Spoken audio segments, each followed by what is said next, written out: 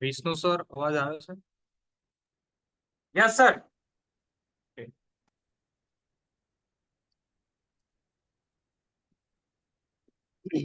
Good evening sir. Good evening. Okay, શરૂ કરીએ.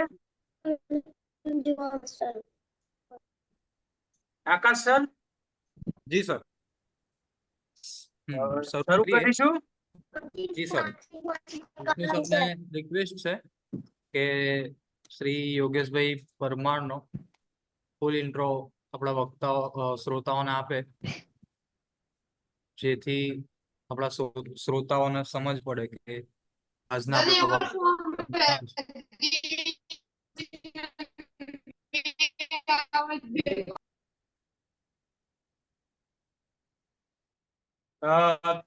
Thank you Akash sir. યોગેશભાઈ પરમાર નું MM Gandhi arts and commerce college વતી હાર્દિક સ્વાગત કરું છું. હું ડોક્ટર વિષ્ણુ આર વણકર. યોગેશ સાથેનો મારો પરિચય સતલાસણા કોલેજ થી છે. 2015 માં જયારે મને પહેલી વાર સતલાસણા કોલેજમાં અધ્યાપક તરીકેનો ઓર્ડર મળ્યો અને હું જયારે કોલેજમાં સૌ પ્રથમ મુલાકાત માટે ગયો ત્યારે યોગેશ સાથે મારો પરિચય થયો. યોગેશ વિશે એવું કેવું હોય તો એવું કહી શકાય કે સતલાસણા કોલેજનો તેજસ્વી તારલો છે. એવો તેજસ્વી તારલો જેણે સતલાસણા કોલેજનું નામ યુનિવર્સિટી લેવલ ઉપર પણ ખૂબ પ્રસિદ્ધ કર્યું છે. અને અત્યારે એ પોતે પાટણ યુનિવર્સિટીમાં ડિપાર્ટમેન્ટ ઓફ અંગ્રેજીમાં મદદનીશ પ્રોફેસર તરીકે અત્યારે સેવા આપી રહ્યો છે. RM પ્રજાપતિ આર્ટ્સ કોલેજ સતલાસણામાં અંગ્રેજી વિષય સાથે BA કરનાર યોગેશ સિંહ પરમાર BA માં ગોલ્ડ મેડાલિસ્ટ, MA માં પણ ગોલ્ડ મેડાલિસ્ટ અને MPhil માં પણ ગોલ્ડ મેડલ મેળવી એવો કદાચ મારી દ્રષ્ટિએ પાટણ યુનિવર્સિટીનો યોગેશ પહેલો વિદ્યાર્થી હશે જેને BA, MA અને MPhil ત્રણેય શાખાઓમાં જેણે ગોલ્ડ મેડલ પ્રાપ્ત કર્યો હોય. યોગેશસિંહ પરમાર અંગ્રેજી સાહિત્યના અભ્યાસુ અને ઉત્સાહી વિદ્યાર્થી. સૌથી પહેલી વાર જ્યારે મેં યોગેશને જોયો ત્યારે એની સાથે ચર્ચા કરી, એના પરથી મને એક ચોક્કસ એવો ખ્યાલ આવેલો કે યોગેશ કદાચ સતલાસણા કોલેજનું નામ ભવિષ્યમાં રોશન કરશે અને એણે કરી બતાવ્યું છે. અંગ્રેજી સાહિત્યનો અભ્યાસુ અને ઉત્સાહી વિદ્યાર્થી. તેઓ હાલ પાટણ યુનિવર્સિટીમાં PhD કરી રહ્યા છે. ડોક્ટર તપસ એ ચક્રવર્તીના માર્ગદર્શન હેઠળ હેમચંદ્રાચાર્ય ઉત્તર ગુજરાત યુનિવર્સિટી પાટણમાં એમનું PhD હાલ શરૂ છે. તેમણે પોતે 3 વખત નીટની પરીક્ષા પાસ કરી છે. મને કાયમ એવો વિચાર આવે કે વિદ્યાર્થી એક વખત નીટની પરીક્ષા પાસ કરવામાં પણ મુશ્કેલી અનુભવતો હોય. આવા સમયે યોગેશ જેવા વિદ્યાર્થી એવા વિદ્યાર્થીઓ માટે પ્રેરણા છે જેણે એક વખત નહીં, 2 વખત નહીં, પણ 3 વખત નેટની પરીક્ષા પાસ કરી છે. 2 વખત જેણે જી સ્લેટની પરીક્ષા પાસ કરી છે અને જેણે ગેટની પરીક્ષા પણ પાસ કરી છે. આવા યોગેશ વિશે મારે કેવું હોય તો એટલું જ કહી શકાય કે અંગ્રેજી વિષયમાં મોટા ભાગે રાજ્ય બહારના અધ્યાપકોની ભરતી થતી હોય છે. કેરળના અધ્યાપકો ગુજરાતમાં અંગ્રેજી વિષય ભણાવતા હોય ત્યારે યોગેશ જેવા વિદ્યાર્થી ગુજરાત રાજ્યમાંથી અંગ્રેજી વિષયમાં આટલી સારી પ્રગતિ કરી હોય એ ખૂબ મોટી સિદ્ધિ કહેવાય. મને આશા છે આવનારા દિવસમાં યોગેશ જરૂર કોઈ ડિપાર્ટમેન્ટમાં આસિસ્ટન્ટ પ્રોફેસર હશે. GPSC પાસ કરીને કોઈ ગવર્મેન્ટ કોલેજમાં પણ હોઈ શકે. પણ મને અપેક્ષા છે કે યોગેશ ભવિષ્યમાં કોઈ પણ સારી એવી જગ્યા ઉપર હશે, જ્યાં હશે ત્યાં યોગેશ વિદ્યાર્થીઓના હિત માટે હંમેશા તત્પર રહી અને કામ કરે એવી મારી અપેક્ષા છે. યોગેશ એક એવો વિદ્યાર્થી છે જ્યારે શિક્ષક દિનના દિવસે વિદ્યાર્થી મિત્રો શિક્ષક દિનમાં ભાગ લેતા પણ ગભરાતા હોય. આવા સમયે યોગેશ સતલાસણા કોલેજમાં સ્માર્ટ બોર્ડ ઉપર PPT થી અંગ્રેજી વિષયમાં શિક્ષક દિનના દિવસે ભણાવનાર વિદ્યાર્થી એટલે યોગેશ સિંહ પરમાર મારો પ્રિય વિદ્યાર્થી.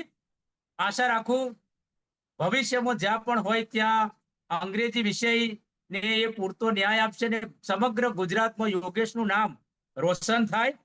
અત્યાર સુધી તેણે 14 જેટલા રિસર્ચ પેપર લખ્યા છે નેશનલ તેમજ ઇન્ટરનેશનલ કક્ષાએ પેપર રજૂ કર્યા છે. રાજ્ય, નેશનલ અને ઇન્ટરનેશનલ કક્ષાના જનરલમાં પણ તેના 14 થી વધારે રિસર્ચ પેપર, પીએચડી ચાલુ છે અત્યારે, 14 થી વધારે રિસર્ચ પેપર એના પબ્લિશ થઈ ગયા છે. 9 થી વધારે એને FDP faculty development programme short term course કરેલા છે. 7 જેટલા તજજ્ઞ વ્યાખ્યાન જુદી જુદી કોલેજોમાં આપેલા છે. અને આપણી આ ગાંધી આર્ટ્સ એન્ડ કોમર્સ કોલેજમાં જી સ્લેટના પ્રિપેરેશનના સંદર્ભમાં આજે યોગેશભાઈનું બીજું વ્યાખ્યાન છે. મારા વિદ્યાર્થીઓને હું કાયમ એવું કહું છું કે જો આગળ વધવું હોય તો યોગેશની જેમ વધો. વર્તમાન સમયમાં યોગેશ સતલાસણા કોલેજનું નામ રોશન કરી રહ્યો છે અને આવનારા દિવસમાં પાટણ યુનિવર્સિટીનું નામ પણ રોશન કરશે. ફ્રાન્સ સમ્રાટ નેપોલિયનનું વાક્ય, કોઈ પણ કામ અશક્ય શબ્દ મારા શબ્દકોશમાં નથી, એ કદાચ યોગેશે ચરિતાર્થ કર્યું છે. ખૂબ હોશિયાર એવા વિદ્યાર્થીનું Gandhi arts and commerce college Kalol તરફથી હું હાર્દિક સ્વાગત કરું છું. જ્યારે વિદ્યાર્થીનો પરિચય અધ્યાપક આપતા હોય એનો અર્થ એ કે એ વિદ્યાર્થી ખૂબ બુદ્ધિશાળી, પ્રતિભાશાળી અને સર્વશ્રેષ્ઠ વિદ્યાર્થી છે એવું હું માનું છું.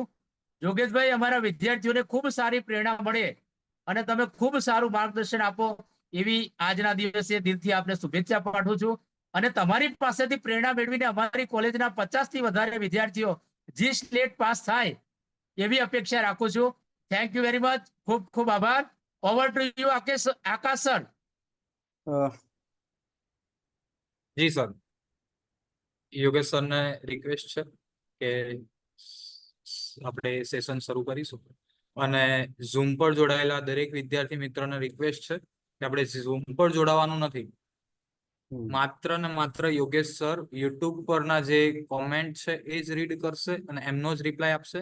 તો તમને બધાને રિક્વેસ્ટ છે અહીંથી રિમૂવ થઈ જાવ અને ઝૂમ પરથી રિમૂવ થઈ અને યુટ્યુબ પર જોડાવું. આપણે બધાએ યુટ્યુબ પર જ જોડાવાનું છે. ઝૂમ માત્ર ને માત્ર જે લેક્ચર લે છે એના માટે અને ટેકનિકલ ટીમ માટે છે, તમારા માટે નથી. તો અહીં તમને કોઈ રિપ્લાય નહીં આપવામાં આવે તો મહેરબાની કરી અને અહીંથી રિમૂવ થઈ જાવ. યુટ્યુબની લિંક તમને આપેલી જ છે, તમારા બધાના ગ્રુપમાં મૂકેલી છે, તો બધાએ ત્યાં જોડાઈ જવું. આપણા સારા એવા બધા જ વિદ્યાર્થી મિત્રો યુટ્યુબ પર જોડાયેલા છે, તો તમને પણ રિક્વેસ્ટ છે અહીંથી રિમૂવ થઈ અને યુટ્યુબ પર જોડાઈ જાવ. શ્રી યોગેશ પરમાર સર, આપણે હવે આપણું સેશન શરૂ કરીશું. Just a minute, sir. Yes, thank you so much, sir, for your kind words and introduction.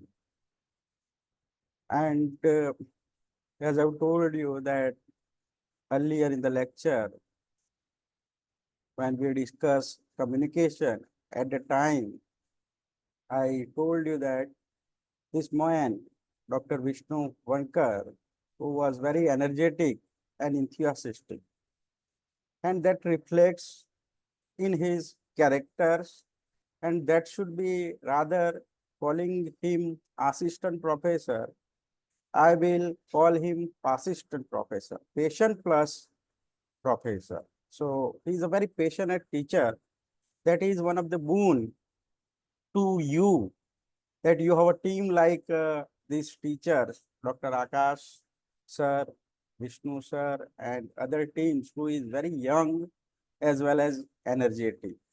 Okay, so I am going to talk about NEP. That is one of the important portion which comes in higher education, in fact, but I am going to talk about only NEP. I am not touching the entire point, that is higher education. That is unit number 10. I'll just let me share a PPT. Sir, PPT is visible?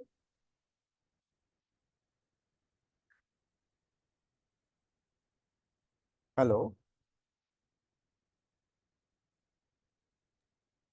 G sir. PPT is, sir, visible? Yes yes. Okay. So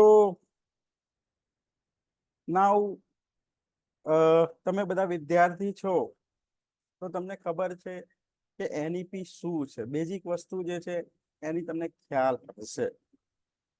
બીજી વસ્તુ છે કે education એટલે શું, education કેમ જરૂરી છે અને એજ્યુકેશન ના હોય તો એના શું ગેરફાયદા થાય છે, એની વાત કરતા નેલ્સન મેન્ડેલા કરીને જે છે સાઉથ આફ્રિકાના ગાંધી કહેવાય છે, એમને એવું કીધું છે કે destroying any nation does not require the use of atomic bombs or the use of long range missiles.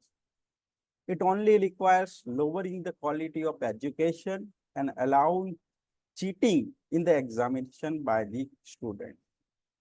તો જો કોઈ નેશનને એટલે કે દેશને નાશ કરવો હોય તો એના એજ્યુકેશન સિસ્ટમ છે એનો તમે નાશ કરી દો. વિદ્યાર્થીઓને ચીટિંગ માટેની છે એ તમે પરમિશન આપી દો તો તમારે દેશ છે ઓટોમેટિકલી વિનાશ તરફ છે એ જશે.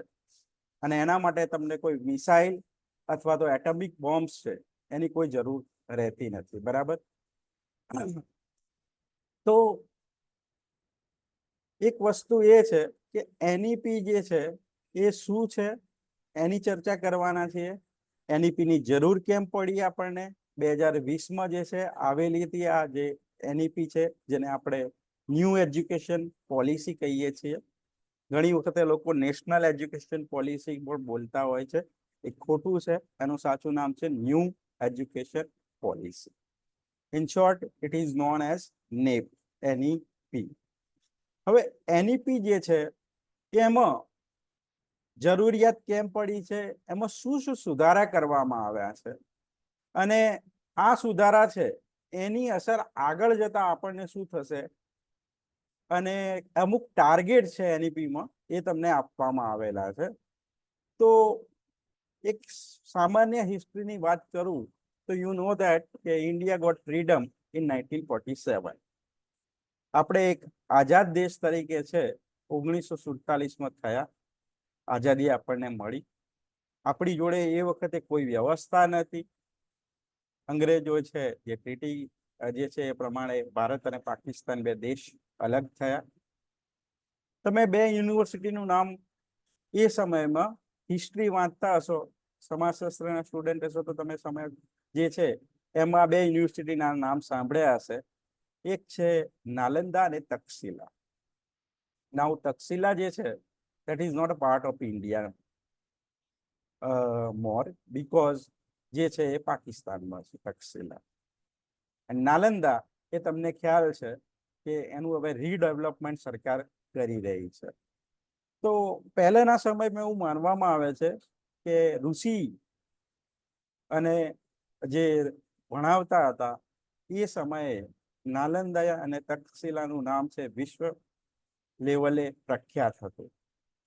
પણ આપણી જોડે ઘણા બધા મુગલ્સ છે, પર્શિયન્સ છે, પછી બ્રિટિશર્સ છે, આ રાજ કરી જાય છે. તો આ દરમિયાન આ યુનિવર્સિટીનો નાશ થયો છે. એવું કહેવાય છે કે ઘણા બધા દિવસો લાગ્યા હતા નાલંદા યુનિવર્સિટી જે છે એના પુસ્તકો સળગાવ્યા હતા. તો એને જે છે આગ જે છે એ ઘણા દિવસો પછી એ બુઝાઈ હતી. બરાબર. હવે એવું તો શું થયું છે કે જેનાથી આપણે હવે યુનિવર્સિટી જે છે તમે જોશો તો વિશ્વની 50 યુનિવર્સિટીમાં ભારતની એક પણ યુનિવર્સિટીનું નામ નથી. જે ઓલ ઇન્ડિયા રેન્કિંગ છે એમાં તમારે જે છે અમુક યુનિવર્સિટીના નામ ઇન્ડિયા લેવલે છે એ આવે છે. અને નિરાશાજનક વસ્તુ આપણા માટે એ છે કે ગુજરાતમાંથી ફક્ત એક યુનિવર્સિટી છે, ગુજરાત યુનિવર્સિટી, જે સૌથી જૂનામાં જૂની યુનિવર્સિટી છે. તો એ 78મા નંબરે રેન્કિંગમાં આવી હતી ઇન્ડિયાના રેન્કિંગ પ્રમાણે. તો એમાં પણ આપણે કહી શકીએ કે આપણે ગર્વ લેવાની જે કોઈ વાત છે નહીં આમાં. પણ તમે જ્યારે કોઈ અત્યારના સમયમાં Oxford university, Cambridge university, Harvard university, આ બધી યુનિવર્સિટીના નામ સાંભળો છો તો તમારા મગજમાં એક ઇમેજ ક્રિએટ થાય છે કે this are the best universities of the world, not only of Britain or USA. અને ત્યાંની ડિગ્રી લીધી હોય તો તમને ક્યાંય પણ જોબ મળી શકે છે. હવે સમય છે એક આપણે બે સમસ્યાઓથી છે એ ઘેરાયેલા છીએ. એક સમસ્યા જે છે આપણામાં વસ્તી વધારો અને બીજી વસ્તુ છે કે ક્વોલિટી એજ્યુકેશન દરેકને પૂરું મળતું નથી. અને વસ્તી વધારાની સાથે અમુક સમસ્યાઓ છે એ ઉદ્ભવવાની જ છે. અને એની સામે બીજું એક આપણી જોડે અત્યારે પડકાર છે કે આપણા જે પાડોશી દેશો છે એની સાથે આપણા સંબંધ સારા નથી રહ્યા રિસન્ટલીના, જે આપણે તાજેતરની વાત કરીએ તો જે NEP છે એ આઝાદી જે મળી ત્યારે ફર્સ્ટ યુનિવર્સિટી એજ્યુકેશન કમિશનની સ્થાપના કરવામાં આવી હતી. એટલે કે એજ્યુકેશન ભારતમાં કેવું હોવું જોઈએ એ વખતે એનો મતલબ એ નથી કે કોલેજો કે યુનિવર્સિટી ચાલતી નથી 1947 પહેલા, પણ એ બધું જે ફ્રેમવર્ક છે એ ફ્રેમવર્ક બ્રિટિશ જે છે બ્રિટિશર્સે ડિઝાઇન કરેલું હતું, એ પ્રમાણે ફ્રેમવર્ક પ્રમાણે આપણે ચાલતા હતા. જેમ કે તમને ખબર છે કે એમને કોલકાતા પછી જે છે હૈદરાબાદ, બોમ્બે છે, ચેન્નઈ છે, ત્યાં યુનિવર્સિટીની સ્થાપના કરેલી હતી. અને જે જગ્યાએ એમને સ્થાપના કરેલી હતી એ જગ્યાઓ અત્યારે ફેમસ છે એજ્યુકેશન બાબતમાં, એટલીસ્ટ ભારતમાં. તો આપણે એ હિસ્ટ્રીને પણ સાચવી શક્યા નથી, એ આપણી કમનસીબી છે કે જે અંગ્રેજ આપણી જોડે છોડીને ગયા એને પણ આપણે સાચવી શક્યા નથી. તમે અત્યારના સમયમાં એક વસ્તુ સાંભળી રહ્યા છો, વિશ્વગુરુ. વિશ્વગુરુ બનવું હશે તો એનો મતલબ એ નથી કે તમે ઇકોનોમિકલી અથવા તો મિલિટરી પાવર જે છે એનાથી તમે વિશ્વગુરુ બનશો. વિશ્વગુરુ જે છે અમેરિકા છે, એનું કારણ શું છે? એ દરેક નિર્ણય છે એમાં એનો હાથ હોય છે. પછી ઇકોનોમિકલી પાવરફુલ છે, એજ્યુકેશન જે બેકગ્રાઉન્ડ છે એ પણ પાવરફુલ છે. સાથે સાથે જે સ્કોલર્સ છે, જેમ કે નોબેલ પ્રાઇઝ વિનર હોય અથવા તો તમે કહી શકો કે પુલિત્ઝર પ્રાઇઝ છે અમેરિકાનું, તો એમાં મહત્વના નામ છે અમેરિકન રાઇટર્સ અને અમેરિકન સ્કોલરના છે. તો એક પ્રકારનું નિયો કોલોનિયલિઝમ, એટલે કે આપણે અત્યારે કોલોની નથી બ્રિટનના, છતાં પણ આપણું મન છે એ ઘેરાયેલું છે બ્રિટિશ કોલોનિયલ થોટથી. જેમ કે આપણે જીન્સ છે પહેરીએ છીએ એ અમેરિકાની પ્રોડક્ટ છે, કોકા કોલા કોલ્ડ ડ્રિંક્સ છે અમેરિકાની પ્રોડક્ટ છે. તો માનસિક રીતે આપણે હજુ પણ કોલોનાઇઝર જે છે કોલોનીનો એક ભાગ હોય એ રીતે જીવી રહ્યા. તો આઝાદી મળી એના પછી ભારત સરકાર જે છે એ બની, તો બંધારણ છે તમને ખ્યાલ છે 1950માં લાગુ કરવામાં આવ્યું. તો એના પહેલા છે યુનિવર્સિટી એજ્યુકેશન કમિશન બનાવવામાં આવ્યું. તો તમને આ પ્રશ્ન છે પૂછાઈ શકે છે અને પૂછાયેલો છે અમુક નેટની એક્ઝામમાં કે university education commission, first university education commission ક્યારે રચવામાં આવ્યું? તો એનો જવાબ છે 1948 અને 1949. બરાબર, એક ડેટ યાદ રાખજો, 1947 પછી બધી શરૂઆત થાય છે. એટલે તમારે પહેલા તો એ ઓપ્શન છે એ ધ્યાનમાં રાખવાના છે. જો આગળના કોઈ ઓપ્શન આપે તમારે ઇગ્નોર કરવાના છે. તો આ પહેલું જે છે એ યુનિવર્સિટી કમિશનની સ્થાપના 1948-1949માં થઈ.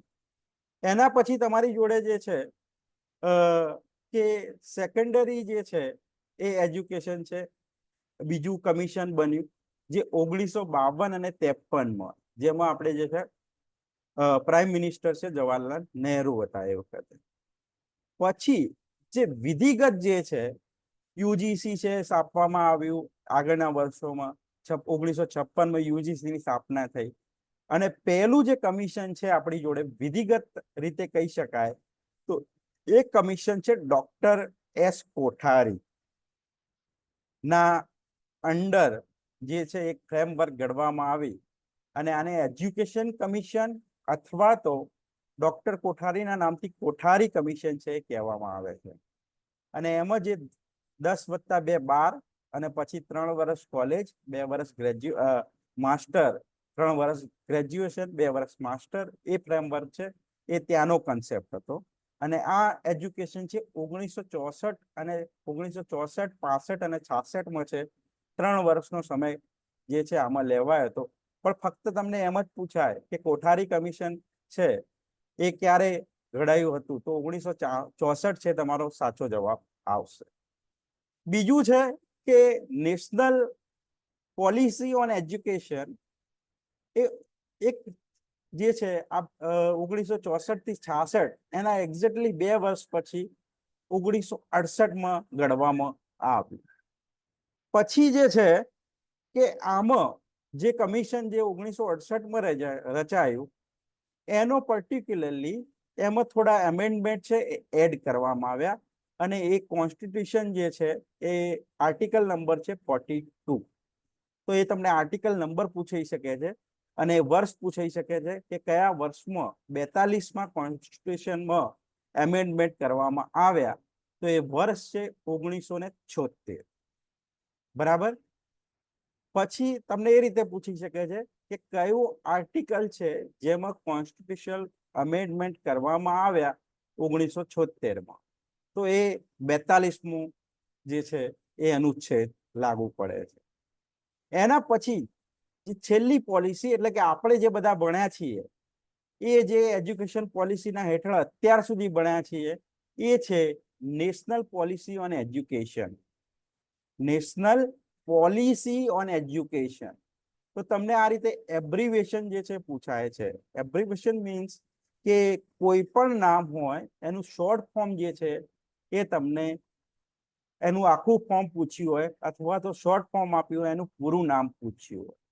તો હમણાંના જે નેટના પેપર ગયા છે એમાં એજ્યુકેશન કમિશન ઉપર વધારે ફોકસ આપવામાં આવ્યા છે. તો એના લગતા પ્રશ્ન પૂછાયા છે. તો આને શું કહીશું? National policy education. આખું નામ શું છે? National policy education. તો એ જે છે please get the link of YouTube. Sorry. આ જે છે એને શું કહેવાય છે? NPE. NPE. અને ક્યારે દાખલ કરવામાં આવ્યું? 1986માં. તો તમારે આ વર્ષ જે છે એ યાદ રાખવાનું છે. આના આધારે તમને પ્રશ્ન પૂછાય છે કે છેલ્લું એજ્યુકેશન પોલિસી ક્યારે આવી? તો 1986માં. હવે 1986 છે એના પછી જે નવી પોલિસી આવે છે ન્યૂ એજ્યુકેશન પોલિસી એ છે 2020માં આવી. તો તમે 2020 અને 1986નો સમયગાળો છે એ સમયગાળાનો ડિફરન્સ નીકાળશો તો તમારી જોડે 34 વર્ષનો ડિફરન્સ આવે છે. તો 34 વર્ષ પછી આપણને જે છે એક નવી એજ્યુકેશન પોલિસી મળી છે.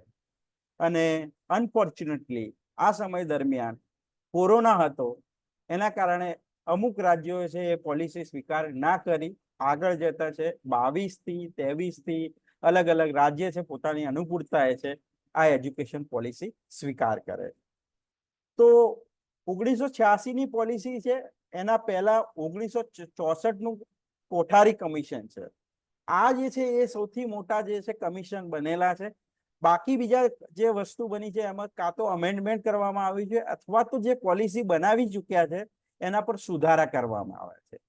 બીજો એક પ્રશ્ન છે એ તમને પૂછાયેલો છે કે 1986ની જે પોલિસી છે એમાં સુધારો ક્યારે કરવામાં આવ્યો? સુધારો મીન્સ કે એમાં જે છે મેન આઈડિયા તો એ જ રહ્યા પણ મોડિફિકેશન આપણે કહી શકીએ.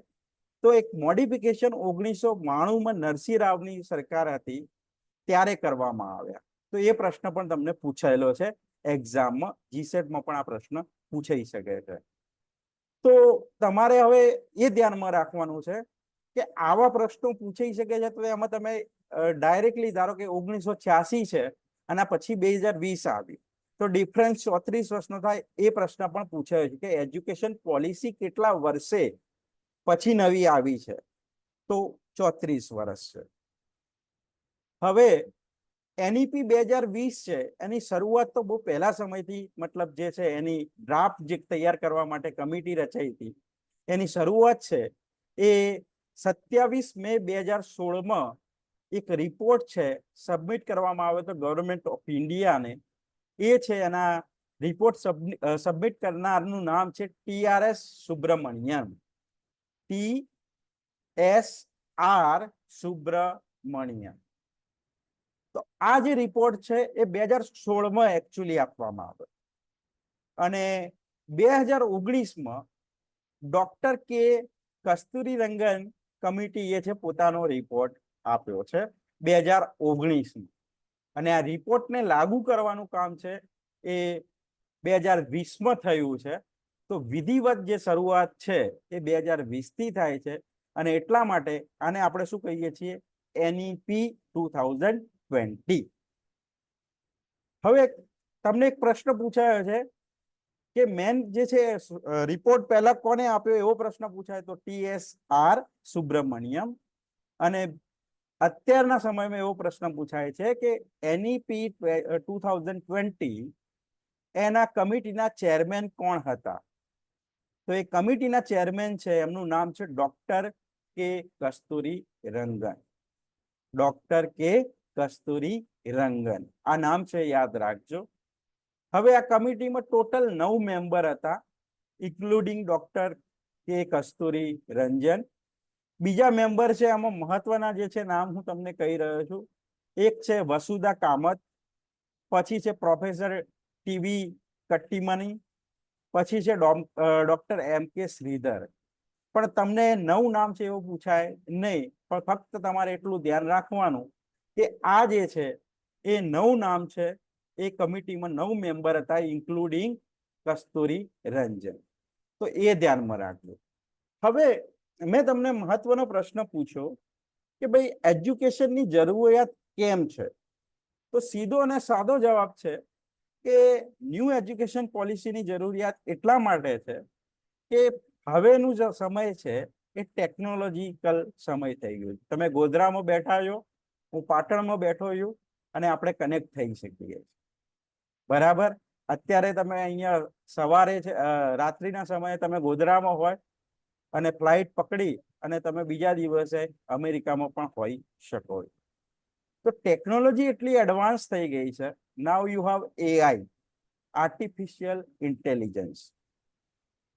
અને બીજા દેશોમાં શું છે, વસ્તી વધારાનો પ્રોબ્લેમ નથી. જેમ કે બ્રિટન છે, એની વસ્તી તમને 6 થી 7 કરોડની આસપાસ જોવા મળશે, જે ગુજરાત જેટલી છે. એક દેશની વસ્તી એક સ્ટેટ જેટલી. આપણું ઉત્તર પ્રદેશ છે એ ઘણા બધા દેશો કરતા વધારે વસ્તી ધરાવે છે.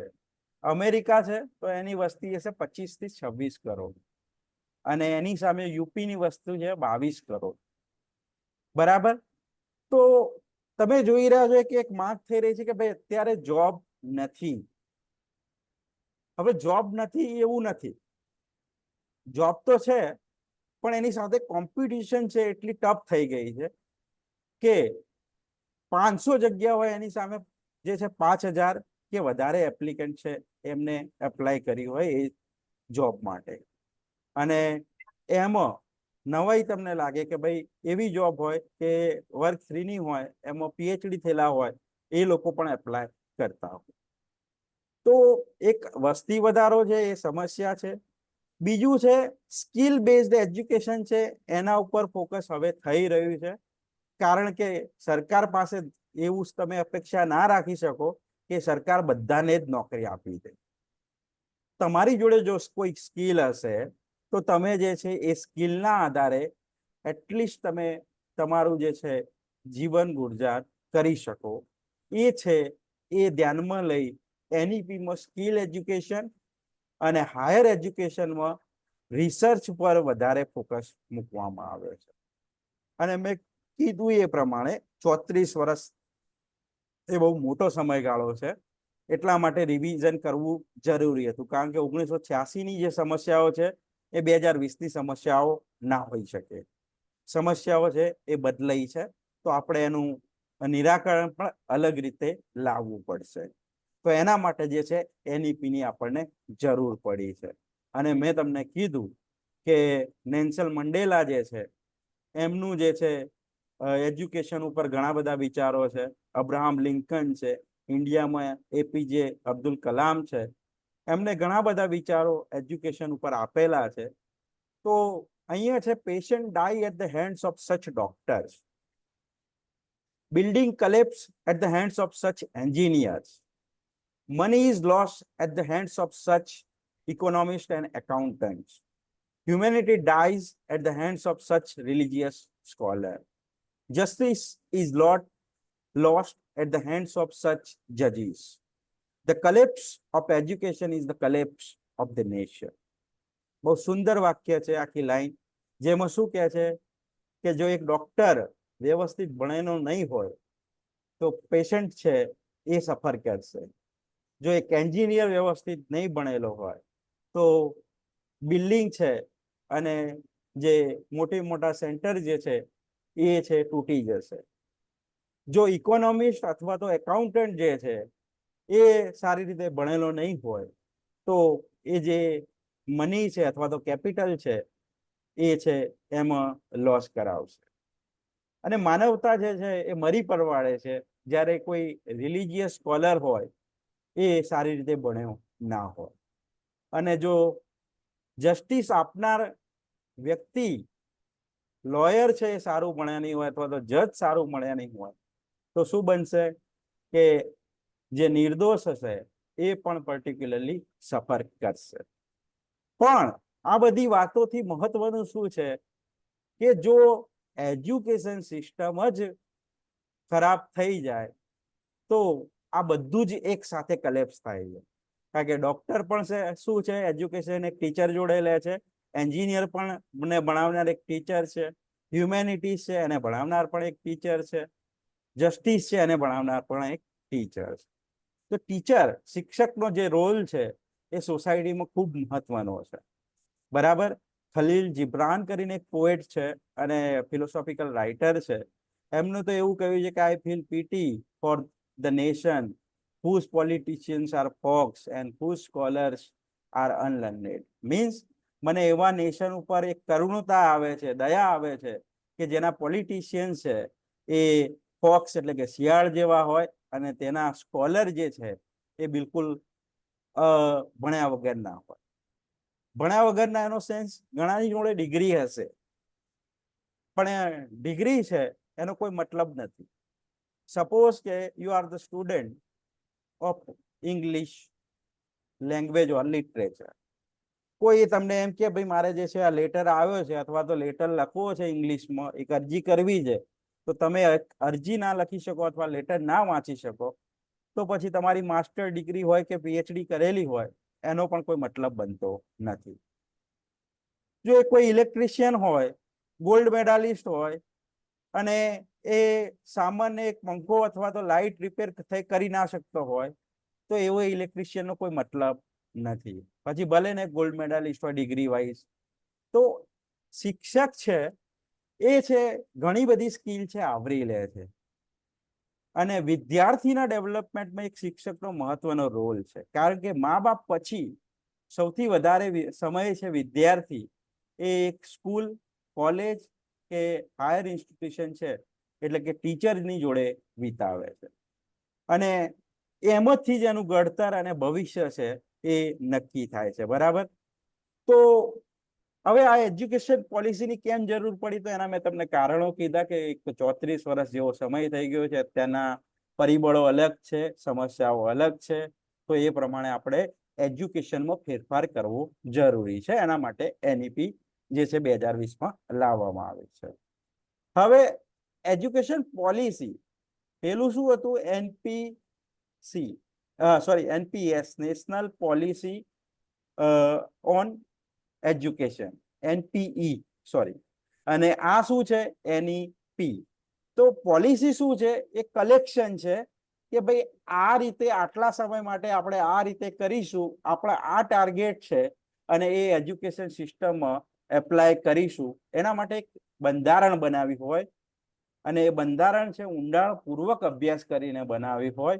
કારણ કે જો એક પેઢી ખરાબ નીકળશે અથવા તો તમે કહેશો કે એક બેચ છે સ્ટુડન્ટની ખરાબ નીકળશે અને એમાંથી કોઈ ટીચર કે શિક્ષક કે પ્રોફેસર બની જાય તો એ શું છે આગળની 30 પેઢીને ખરાબ કરશે. કેટલી? કારણ કે એક પ્રોફેસર સપોઝ કે 25 વર્ષે અથવા તો 30 વર્ષે લાગે છે તો 60 વર્ષની નોકરી આપણે ગણીએ, 62 વર્ષ છે ગુજરાતમાં જે છે તો ડિપાર્ટમેન્ટ એ લેવલે, અને હવે 65 વર્ષ છે કરવાની વિચારી રહી છે ગુજરાત સરકાર. બીજા રાજ્યોમાં 65 વર્ષ છે વય મર્યાદા નિવૃત્ત થવાની. તો તમે માની શકો છો કે 30 વર્ષે કોઈ વ્યક્તિ લાગે છે ટીચર અથવા તો પ્રોફેસરમાં અને જો એની જોડે વ્યવસ્થિત સ્કિલ નહીં હોય તો શું થશે? બીજી 30 પેઢી ને છે એ જે છે એ બરબાદ કરી દેશે. તો એના માટે આ એજ્યુકેશન પોલિસીમાં વધારે ફોકસ આપવામાં આવ્યું છે ટીચર્સ પર, નવી સ્કિલ્સ ઉપર, રિસર્ચ ઉપર. બીજું છે કે Y it is important to study education policy. હવે તમને વસ્તુ જ ખ્યાલ ના હોય કે ભાઈ આ એજ્યુકેશન પોલિસીમાં શું છે, અને તમારા માટે તો એક હાયર એજ્યુકેશન છે, એક યુનિટ છે, નેટની એક્ઝામ તૈયાર કરતા હોય, અને મેં કીધું કે તમે જ્યારે આ ફિલ્ડમાં આવવાની તૈયારી કરી રહ્યા છો તો આ બધી વસ્તુથી તમારે અવેર રહેવાનું છે કે ભાઈ શું શું અત્યારે પરિસ્થિતિ છે, શું શું જે છે નિયમો છે, શું શું બંધારણ છે, એ તમારે ધ્યાનમાં રાખવું જરૂરી છે. તો આ જે છે એનું અભ્યાસ કરો તો તમને ખ્યાલ આવે કે મારે ક્યાં ઇમ્પ્રુવ કરવાની જરૂર છે.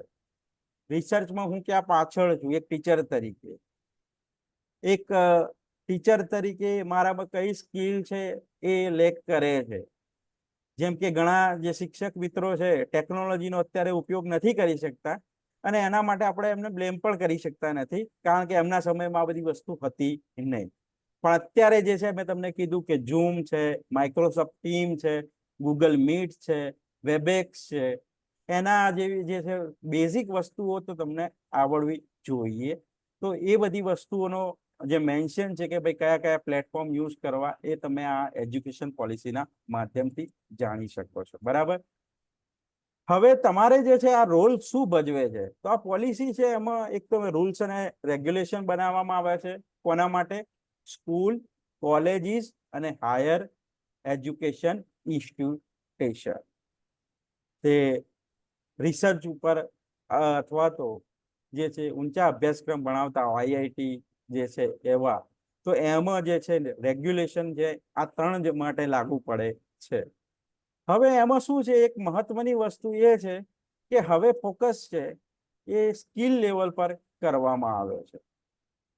અને સુપ્રીમ કોર્ટ ઓફ ઇન્ડિયાનું પણ ઓબ્ઝર્વેશન છે કે today's education fail to reform human behaviour. એક વ્યક્તિ તરીકે તમારા જીવનમાં એક વ્યક્તિ તરીકે તમે સારા વ્યક્તિ બનો, એટલીસ્ટ, એટલે કે મોરાલિટી, એથિક્સ અને હ્યુમન બિહેવિયર પર ન્યૂ એજ્યુકેશનમાં જે છે એ ફોકસ આપવામાં આવે છે. અને બની શકે છે, એ તો એક નિયમ છે કુદરતનો કે બધાને સરખું જે છે ટેલેન્ટ નથી આપવામાં આવતું, પણ હા એક વસ્તુ એ પણ છે કે દરેક જણને કોઈ એક ટેલેન્ટ તો આપવામાં આવે છે. જરૂર છે એ ટેલેન્ટને ઓળખી કાઢવાની અને એ દિશામાં તમારે પ્રયત્નો કરવાની. કોઈ પેઇન્ટિંગમાં સારું હશે, કોઈ આર્ટ્સમાં સારું હશે, કે ફાઇન આર્ટ્સ છે એમાં કોઈ સારું હશે, કોઈ જે છે સ્પીકિંગ છે એમાં સારું હશે. તો આ બધી વસ્તુઓ છે એના ઉપર ફોકસ આપવાનું એજ્યુકેશન પોલિસી જે છે નવી, એમાં ધ્યાન રાખવામાં આવ્યું છે. બીજું છે, એક સુપ્રીમ કોર્ટનું ઓબ્ઝર્વેશન એ છે કે with increase in literacy level there is decline in human values in the society. હવે જોવો છો કે તમને શિક્ષણ છે એ પ્રાથમિક શિક્ષણ તો દરેકને મળે છે, કે જે અલગ અલગ સરકારી જે યોજનાઓનો લાભ પણ વિદ્યાર્થીઓને મળે છે. અને સ્કૂલમાં હવે વિદ્યાર્થીઓ દાખલ થાય છે એ પછી ટ્રાઇબલ એરિયા હોય અથવા તો તમે કહી શકો કે બેકવર્ડ એરિયા હોય, તો એ વિદ્યાર્થીઓ એટલીસ્ટ એજ્યુકેશનના હિસાબથી આપણે કહી શકીએ કે શિક્ષિતની વ્યાખ્યા શું છે કે તમે કોઈ એક લેંગ્વેજ છે એ વાંચી શકો અને લખી શકો, તો એ શિક્ષિત લિટરસી રેટ છે, રેશિયો કાઢવાની એક સામાન્ય ફેક્ટર છે. તો આ સંખ્યા વધી રહી છે, પણ એની સામે છે હ્યુમન વેલ્યુઝ. જેમ કે તમે બસમાં જતા હોય અને કોઈ સ્ત્રી પ્રેગ્નેન્ટ હોય અને તમે એમના માટે સીટ ખાલી ના કરી આપો, તમે આરામથી બેઠા મસ્તી કરતા હોય તમારા ગ્રુપ સાથે, તો એ હ્યુમન વેલ્યુઝ, મતલબ કે તમે ભણ્યા છો પણ ગણ્યા નથી એવું કહી શકાય. તો હ્યુમન વેલ્યુઝ જે છે એ ડિક્રીઝ થતા જાય છે સોસાયટીમાં. બરાબર. તો at least try to be a good human being, અને એ બહુ મોટી વસ્તુ છે. સારા માણસ બનવું એ બહુ મોટી વસ્તુ છે. Shanta, I am not sure about his name, પણ એ હિમાચલના મુખ્યમંત્રી હતા અને એમને એક લેટર છે લખ્યો હતો, એમાં એમને એક બહુ સરસ કોટેશન બોલ્યા હતા હિન્દીમાં कि बड़ा होना अच्छा है, बड़ा होना अच्छा है, लेकिन अच्छा होना उससे भी बड़ा है, अच्छा होना उससे भी बड़ा है. તો એક હ્યુમન બેઇંગ જે છે એ શું હોય, એની સાથે કમ્પેશન, દયાનો ભાવ હોય, લાગણી હોય, બીજાને મદદ કરવાની ભાવના હોય. તો આ બધા ઉપર ફોકસ એનઈપીમાં આપવામાં આવ્યું છે અને યુનિયન કેબિનેટે છે આ એનઈપી 2020માં સ્વીકાર્યું અને એ જે છે પ્રી સ્કૂલથી લઈને સેકન્ડરી લેવલ સુધી જે છે અને કોલેજથી લઈ હાયર એજ્યુકેશન સિસ્ટમ છે એમાં આ જે છે એનઈપી લાગુ કરવામાં. હવે લાગુ તો કરી દીધું છે, પણ એનઈપી જે છે એ લાગુ કરવામાં શું છે, એક તો ટેકનોલોજી પર ભાગ આપવામાં આવ્યો છે, બીજું કે નેટિવ લેંગ્વેજ અથવા તો રિજિયનલ લેંગ્વેજ જે હોય, સ્થાનિક ભાષા છે, અથવા તો તમે કહી શકો કે તમારે ગુજરાત છે તો ગુજરાતી, મહારાષ્ટ્ર છે મરાઠી, તો એ કન્નડા, કન્નડા છે, કર્ણાટક છે તો કન્નડા. તો એમાં એવું કીધું છે કે પ્રાથમિક શિક્ષણ 1 થી 5 બની શકે તો મધર ટંગ એટલે કે માતૃભાષામાં આપવામાં આવે. પણ તમે જોવો છો કે આપણી જોડે અત્યારે પણ સમસ્યા છે કે દરેક જગ્યાએ તમારે સ્કૂલમાં ફૂલ ટીચર્સ અવેલેબલ નહીં હોય. કોલેજમાં પણ એ જ સમસ્યા છે, હાયર ઇન્સ્ટિટ્યુશનમાં પણ એ જ સમસ્યા છે. બરાબર. અને જે છે આના કારણે શું છે કે ભાઈ બીજું છે કે એક તમને ફ્લેક્સિબિલિટી આપવામાં આવી છે કે તમારે પહેલા એવું હતું આર્ટ્સ, સાયન્સ, કોમર્સ એવા આપણે પ્રવાહ પાડતા, એનઈપીમાં એ વસ્તુ બિલકુલ નીકળી ગઈ છે. હું ઇંગ્લિશનો વિદ્યાર્થી છું, મને બાયોલોજીનો કોઈ સબ્જેક્ટ સારો લાગતો હોય, ઇન્ટરેસ્ટ હોય તો એ કરી શકું છું સાથે સાથે. બીજું છે કે મને સાયન્સમાંથી અથવા તો બીજા કોઈ કોમ્પ્યુટર કે એ બીસીએ કે એમસીએ નો કોર્સ કરવો હોય તો હું એ પણ સાથે કરી શકું છું. એટલે પ્રવાહ જે સિસ્ટમ છે એ ટોટલી બંધ કરી દેવામાં આવી છે. જે 11-10 પછી આપણામાં 11-12માં સાયન્સનો પ્રવાહ લીધો, કોઈએ વિજ્ઞાન પ્રવાહ લીધો, કોઈએ વિનયન પ્રવાહ લીધો, તો આ જે બધી વસ્તુઓ છે એ બંધ કરી દેવામાં આવી છે એજ્યુકેશનમાં. એની જગ્યાએ ફક્ત એ જ ડિગ્રી આપવામાં આવે છે. એ પણ આપણે આગળ વાત કરીશું. ડિગ્રીના લેવલ કયા કયા છે, 1 વર્ષે શું મળે છે, 2 વર્ષે શું મળે છે, 3 વર્ષે શું મળે છે, 4 વર્ષે તમને શું મળશે. તો પહેલો સમય છે સામ પિત્રોડા, એક નામ છે, અમેરિકામાં અત્યારે વસી રહ્યા છે અને ટેલિકોમ ક્ષેત્રમાં એમનું યોગદાન રહ્યું છે. તો એક આવડા મોટા દેશ માટે જેમાં 140 કરોડથી વધારે વસ્તી છે, એમાં આ વસ્તુ શું છે શક્ય નથી. પ્રેક્ટિકલી જોઈએ તો આપણે પેપર પર આઈડિયાઝ મૂકી દઈએ, પણ પ્રેક્ટિકલી જે છે કે દરેક લેંગ્વેજનો તમને એક ટીચર છે, ધારો કે એક ટીચર છે તમારી જ ક્લાસમાં, વિચારો કે કોઈ વિદ્યાર્થી છે, એક વિદ્યાર્થી કે ભાઈ મારે કોમર્સની સાથે અથવા તો આર્ટ્સની સાથે, સમાજશાસ્ત્રની સાથે ઇંગ્લિશ વિષય પણ રાખવો છે, તો જો તમારે ઇંગ્લિશ મેઇન સબ્જેક્ટ તરીકે ના ચાલતો હોય તો પાછું મેઇન વિષય માટે છે એ વર્કલોડ, એક જણના માટે પણ વર્કલોડ તો વધી જવાનો. તો આ બધી વસ્તુ શું છે, પ્રેક્ટિકલ નથી. એનું સરકાર કઈ રીતે સોલ્યુશન લાવે છે એ આપણને આગળના દિવસોમાં ખબર પડશે. એટલે એક તો શોર્ટેજ ઓફ ફેકલ્ટી છે, બીજું છે ક્વોલિફાઈડ ફેકલ્ટી નથી. ક્વોલિફાઈડ મીન્સ કે જે બેઝિક યુજીસી એ ક્વોલિફાઈ નક્કી કરી છે કે ભાઈ અત્યારે ફરજિયાત છે નેટ પીએચડી હોવું જોઈએ. નવા મેરિટમાં છે પીએચડી પર ફોકસ આપવામાં આવ્યો છે. તો આવા જે ટીચર્સ છે એ મળતા નથી. પછી છે બીજું છે એક તો પોલિટિકલ વિલિંગનેસ છે એ જોવા મળતી નથી. હું આ બધા જે છે શોર્ટ કમિંગ્સ એટલે કે કયા કયા સમસ્યાઓ છે આ એનઈપીમાં એની પહેલા ચર્ચા કરી રહ્યો છું, અને પછી આપણે જોઈશું કે એના બીજા પોઝિટિવ આઉટકમ શું છે એ જોઈશું. બીજું છે એક તો ગ્લોબલ ટેલેન્ટ. બીજી યુનિવર્સિટી છે, વિશ્વની યુનિવર્સિટીને આપણે ઇન્વાઇટ કરી રહ્યા છીએ. જેમ કે તમારે ગાંધીનગરમાં છે ઓસ્ટ્રેલિયન યુનિવર્સિટી, 2 ઓસ્ટ્રેલિયન યુનિવર્સિટીએ પોતાનું ઇન્ફ્રાસ્ટ્રક્ચર છે એ બનાવી દીધું છે અને કોર્સ પણ ચાલુ કરી દીધા છે. પણ એ કોર્સની ફી છે 18 લાખથી શરૂ થાય છે. સામાન્ય કોર્સ કરશો તમે તો 18 લાખ ઓછામાં ઓછી ફી છે. તો એક સામાન્ય વિદ્યાર્થી અથવા તો ગરીબ વિદ્યાર્થી આ વસ્તુ એફોર્ડ કરી શકવાનો નથી. બીજું, એ લોકો પોતાની સાથે વર્લ્ડ ક્લાસ ઇન્ફ્રાસ્ટ્રક્ચર અને સાથે સાથે ક્વોલિટી ફેકલ્ટી લઈને આવે છે પોતાના. તો એ બીજા યુનિવર્સિટીમાં આપણને જોવા નથી મળતું. બીજી વસ્તુ છે કે વર્લ્ડ ક્લાસ ઇન્ફ્રાસ્ટ્રક્ચરની વાત આવે છે તો આપણે અત્યારે વિશ્વના લેવલે બહુ પાછળ છીએ ઇન્ફ્રાસ્ટ્રક્ચરની વાત આવે છે ત્યારે. બીજું છે કે ઇવન આપણે જે હું શિક્ષક મિત્રો છે એમના માટે કોમેન્ટ કરી રહ્યો છું કે અમુક શિક્ષક છે પોતે ઉત્સાહી હોતા નથી, અને ઘણી વખતે શું છે કે થતું રહેશે આ બધા ચેન્જીસ, આપણે શું, આ શબ્દ છે આપણને અને બીજા વિદ્યાર્થીઓને પણ હેરાન કરી રહ્યા છે કે ભાઈ આપણે શું, આપણી નોકરી ફાઇનલ થઈ ગઈ છે. તો એ લોકો જે છે એક એમના માટે પણ એક વિચારવા જેવી વસ્તુ છે. બીજી વસ્તુ છે કે ફ્રેમવર્ક જે છે એ બધા નક્કી કર્યા છે, તો કોમન વિદ્યાર્થી, સામાન્ય વિદ્યાર્થી જે છે, જે દિલ્હીથી બહુ દૂર છે, મતલબ કે આપણે આવા રીતે ગોધવા અથવા તો પાટણ જેવા બેકવર્ડ એરિયામાં આપણે રહી રહ્યા છીએ, તો એક વસ્તુ એ છે કે દિલ્હીથી સિલેબસ નક્કી થાય તો એમને કોઈ ગોધરાનો કોઈ આઈડિયા જ નથી કે ભાઈ ગોધરામાં શું થઈ રહ્યું છે, કઈ સમસ્યાઓ છે, ગોધરામાં કઈ સ્કિલ છે, ખેતી કઈ વધારે થઈ રહી છે. તો ગોધરા યુનિવર્સિટી અથવા તો તમે કહી શકો કે એમની અફિલિયેટ કોલેજ છે, એમને જો સિલેબસ પોતાની રીતે કરવામાં જે છે ડિઝાઇન કરવા દેવામાં આવે તો એ વિદ્યાર્થીઓ એ રીતે સ્કિલ છે એમાં વધારે ફોકસ કરશે. તો આ બધી વસ્તુઓ જે છે એ થોડા ડ્રોબેક છે, પણ આપણે આગળ જોઈશું તો પોઝિટિવ વસ્તુઓ સરકારે આમાં કરી પણ છે. એવું નથી કે સરકારનો પૂરો પ્રયત્ન નથી, બરાબર.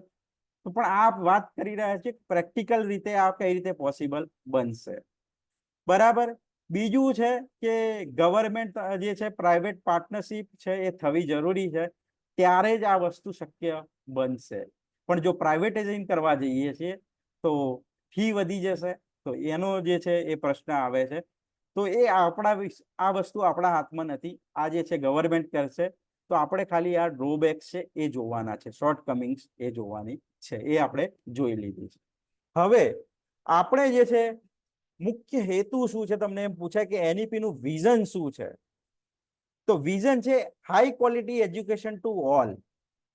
High quality education to all મતલબ કે જેટલા વિદ્યાર્થીઓ છે બધાને હાઈ ક્વોલિટી એજ્યુકેશન મળે, અને એ એજ્યુકેશનથી એ જે છે જે ડિફરન્ટ તબક્કા છે, સ્ટેજ 1, સ્ટેજ 2, ફાઉન્ડેશન, પછી છે તમારી જોડે સ્ટેજીસ આવે છે કે પ્રારંભિક તબક્કો, ને આ બધા તબક્કાના વાઇઝ એ વિદ્યાર્થી શીખતા રહે, એ એમનો મુખ્ય વિઝન છે એનઈપી નો. તો તમને નીચે આ રીતે સ્ટેટમેન્ટ આપી દેવામાં આવે કે નીચેનામાંથી કયું વિઝન છે એનઈપી નું, તો જવાબ છે high quality education to all.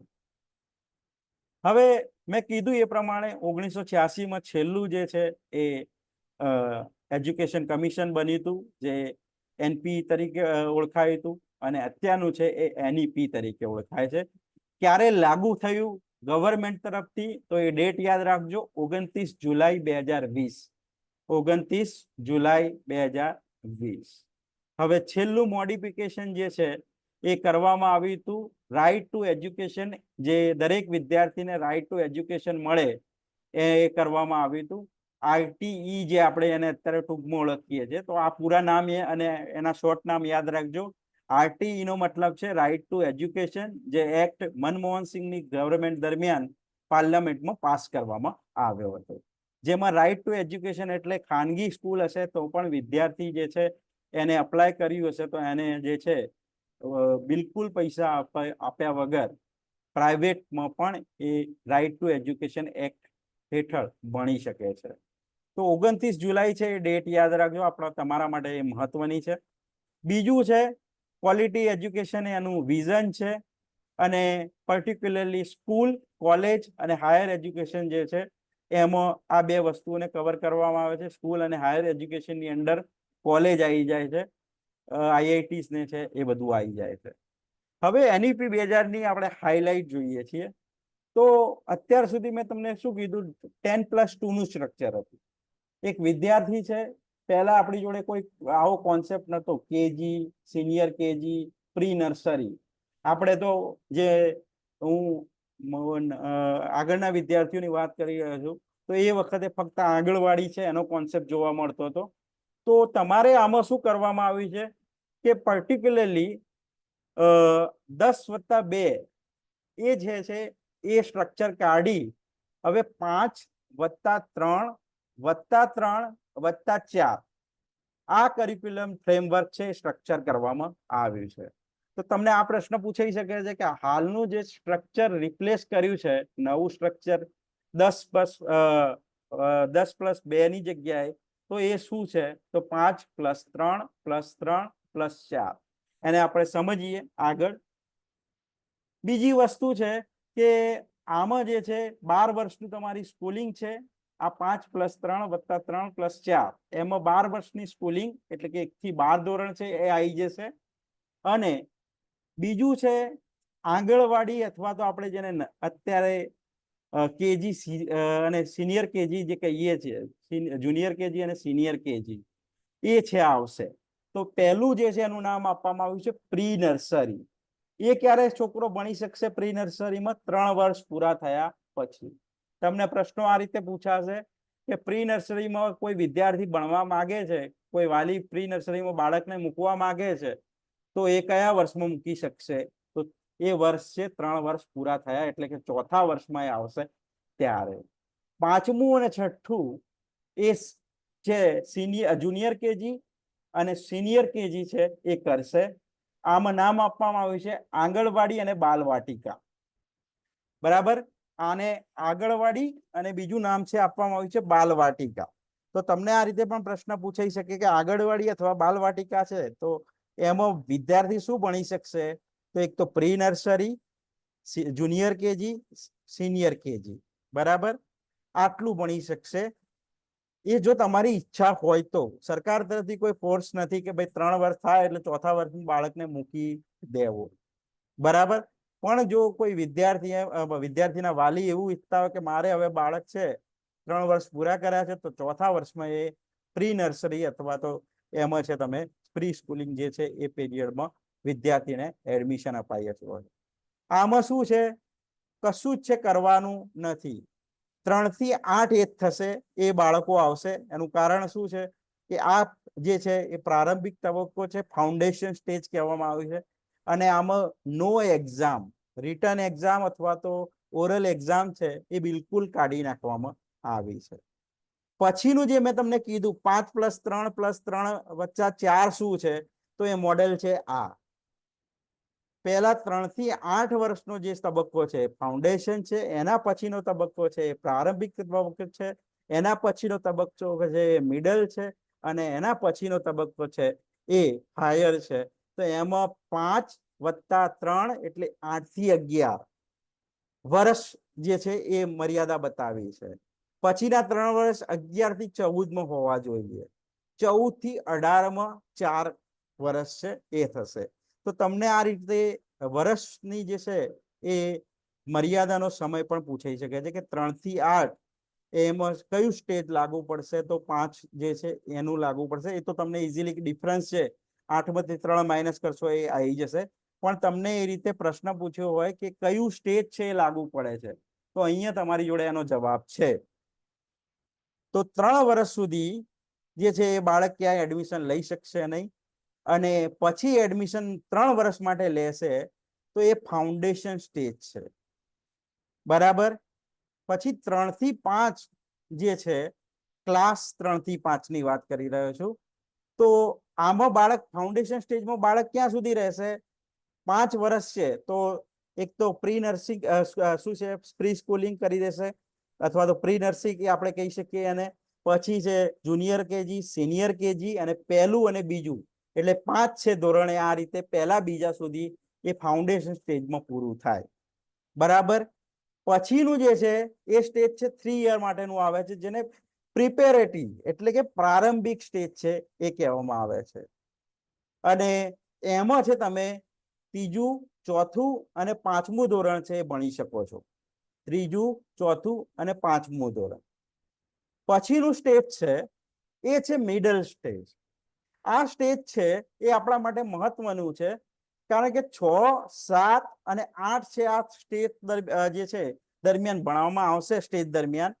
અને આમાં છે વોકેશનલ અને ટેકનિકલ ટીચિંગ છે એની વિધિવત શરૂઆત 6થા ધોરણથી થશે.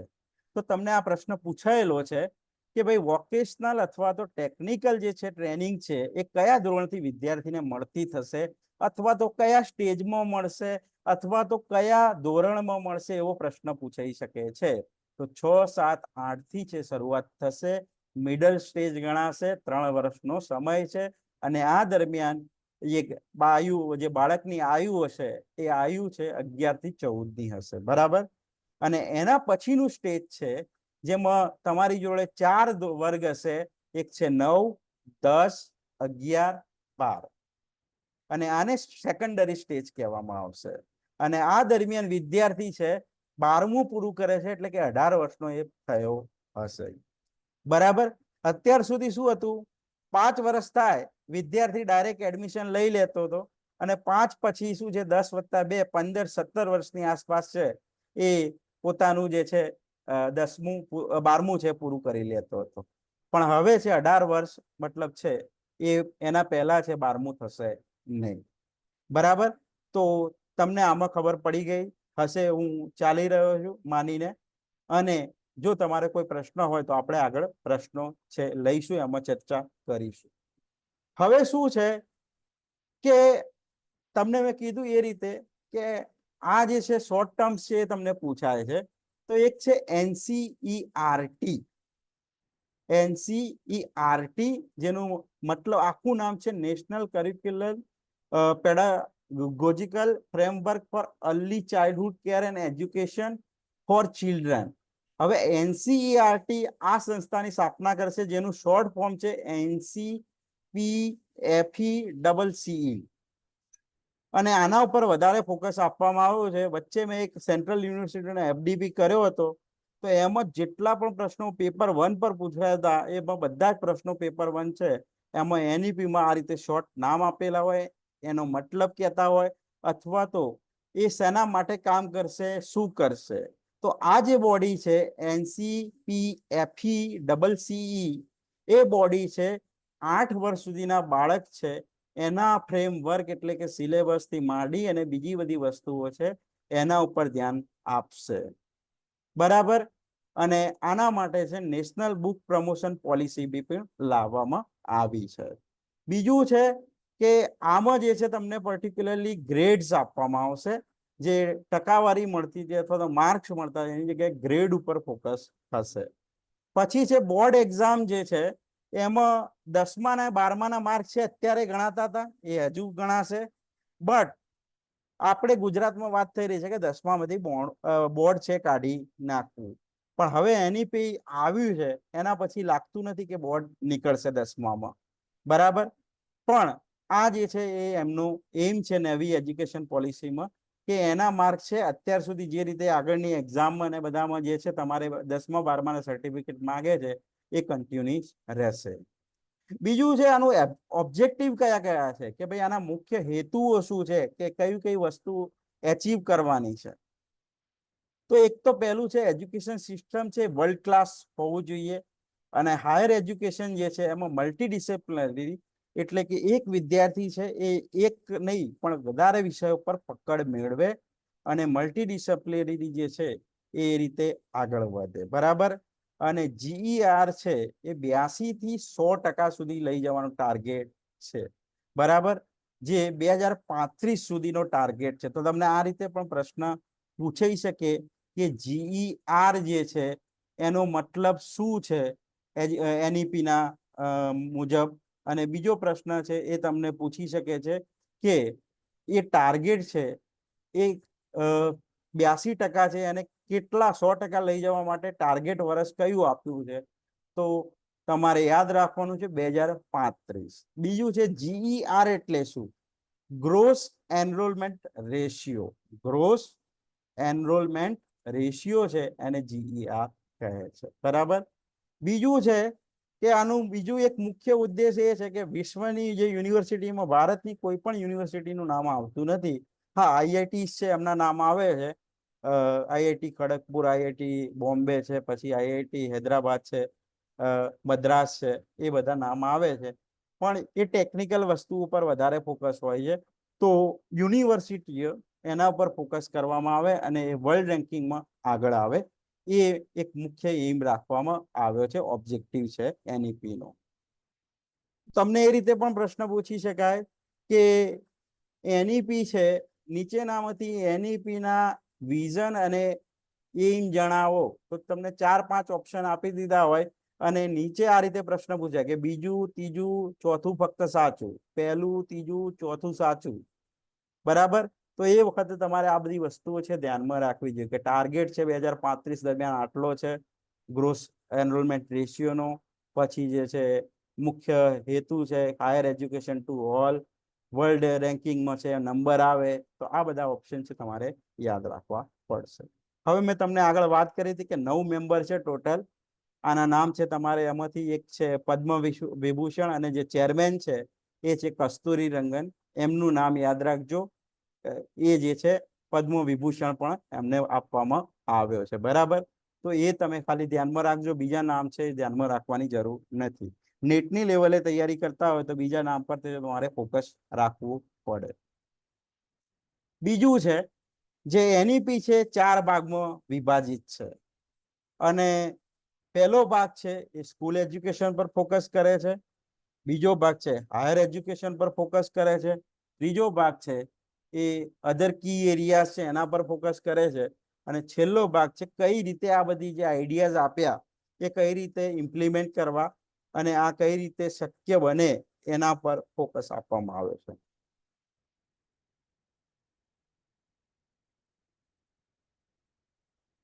હવે પહેલી વસ્તુ છે 5+3+3+4 થી જર્ની ચાલુ થાય છે અને હાઈએસ્ટ ડિગ્રી છે તમારી પીએચડી. પીએચડી પછી તમે વધારે ભણતા તો ડિલીટ કરી શકો છો, ડોક્ટરેટની પદવી છે તમને માનદ પદવી મળે.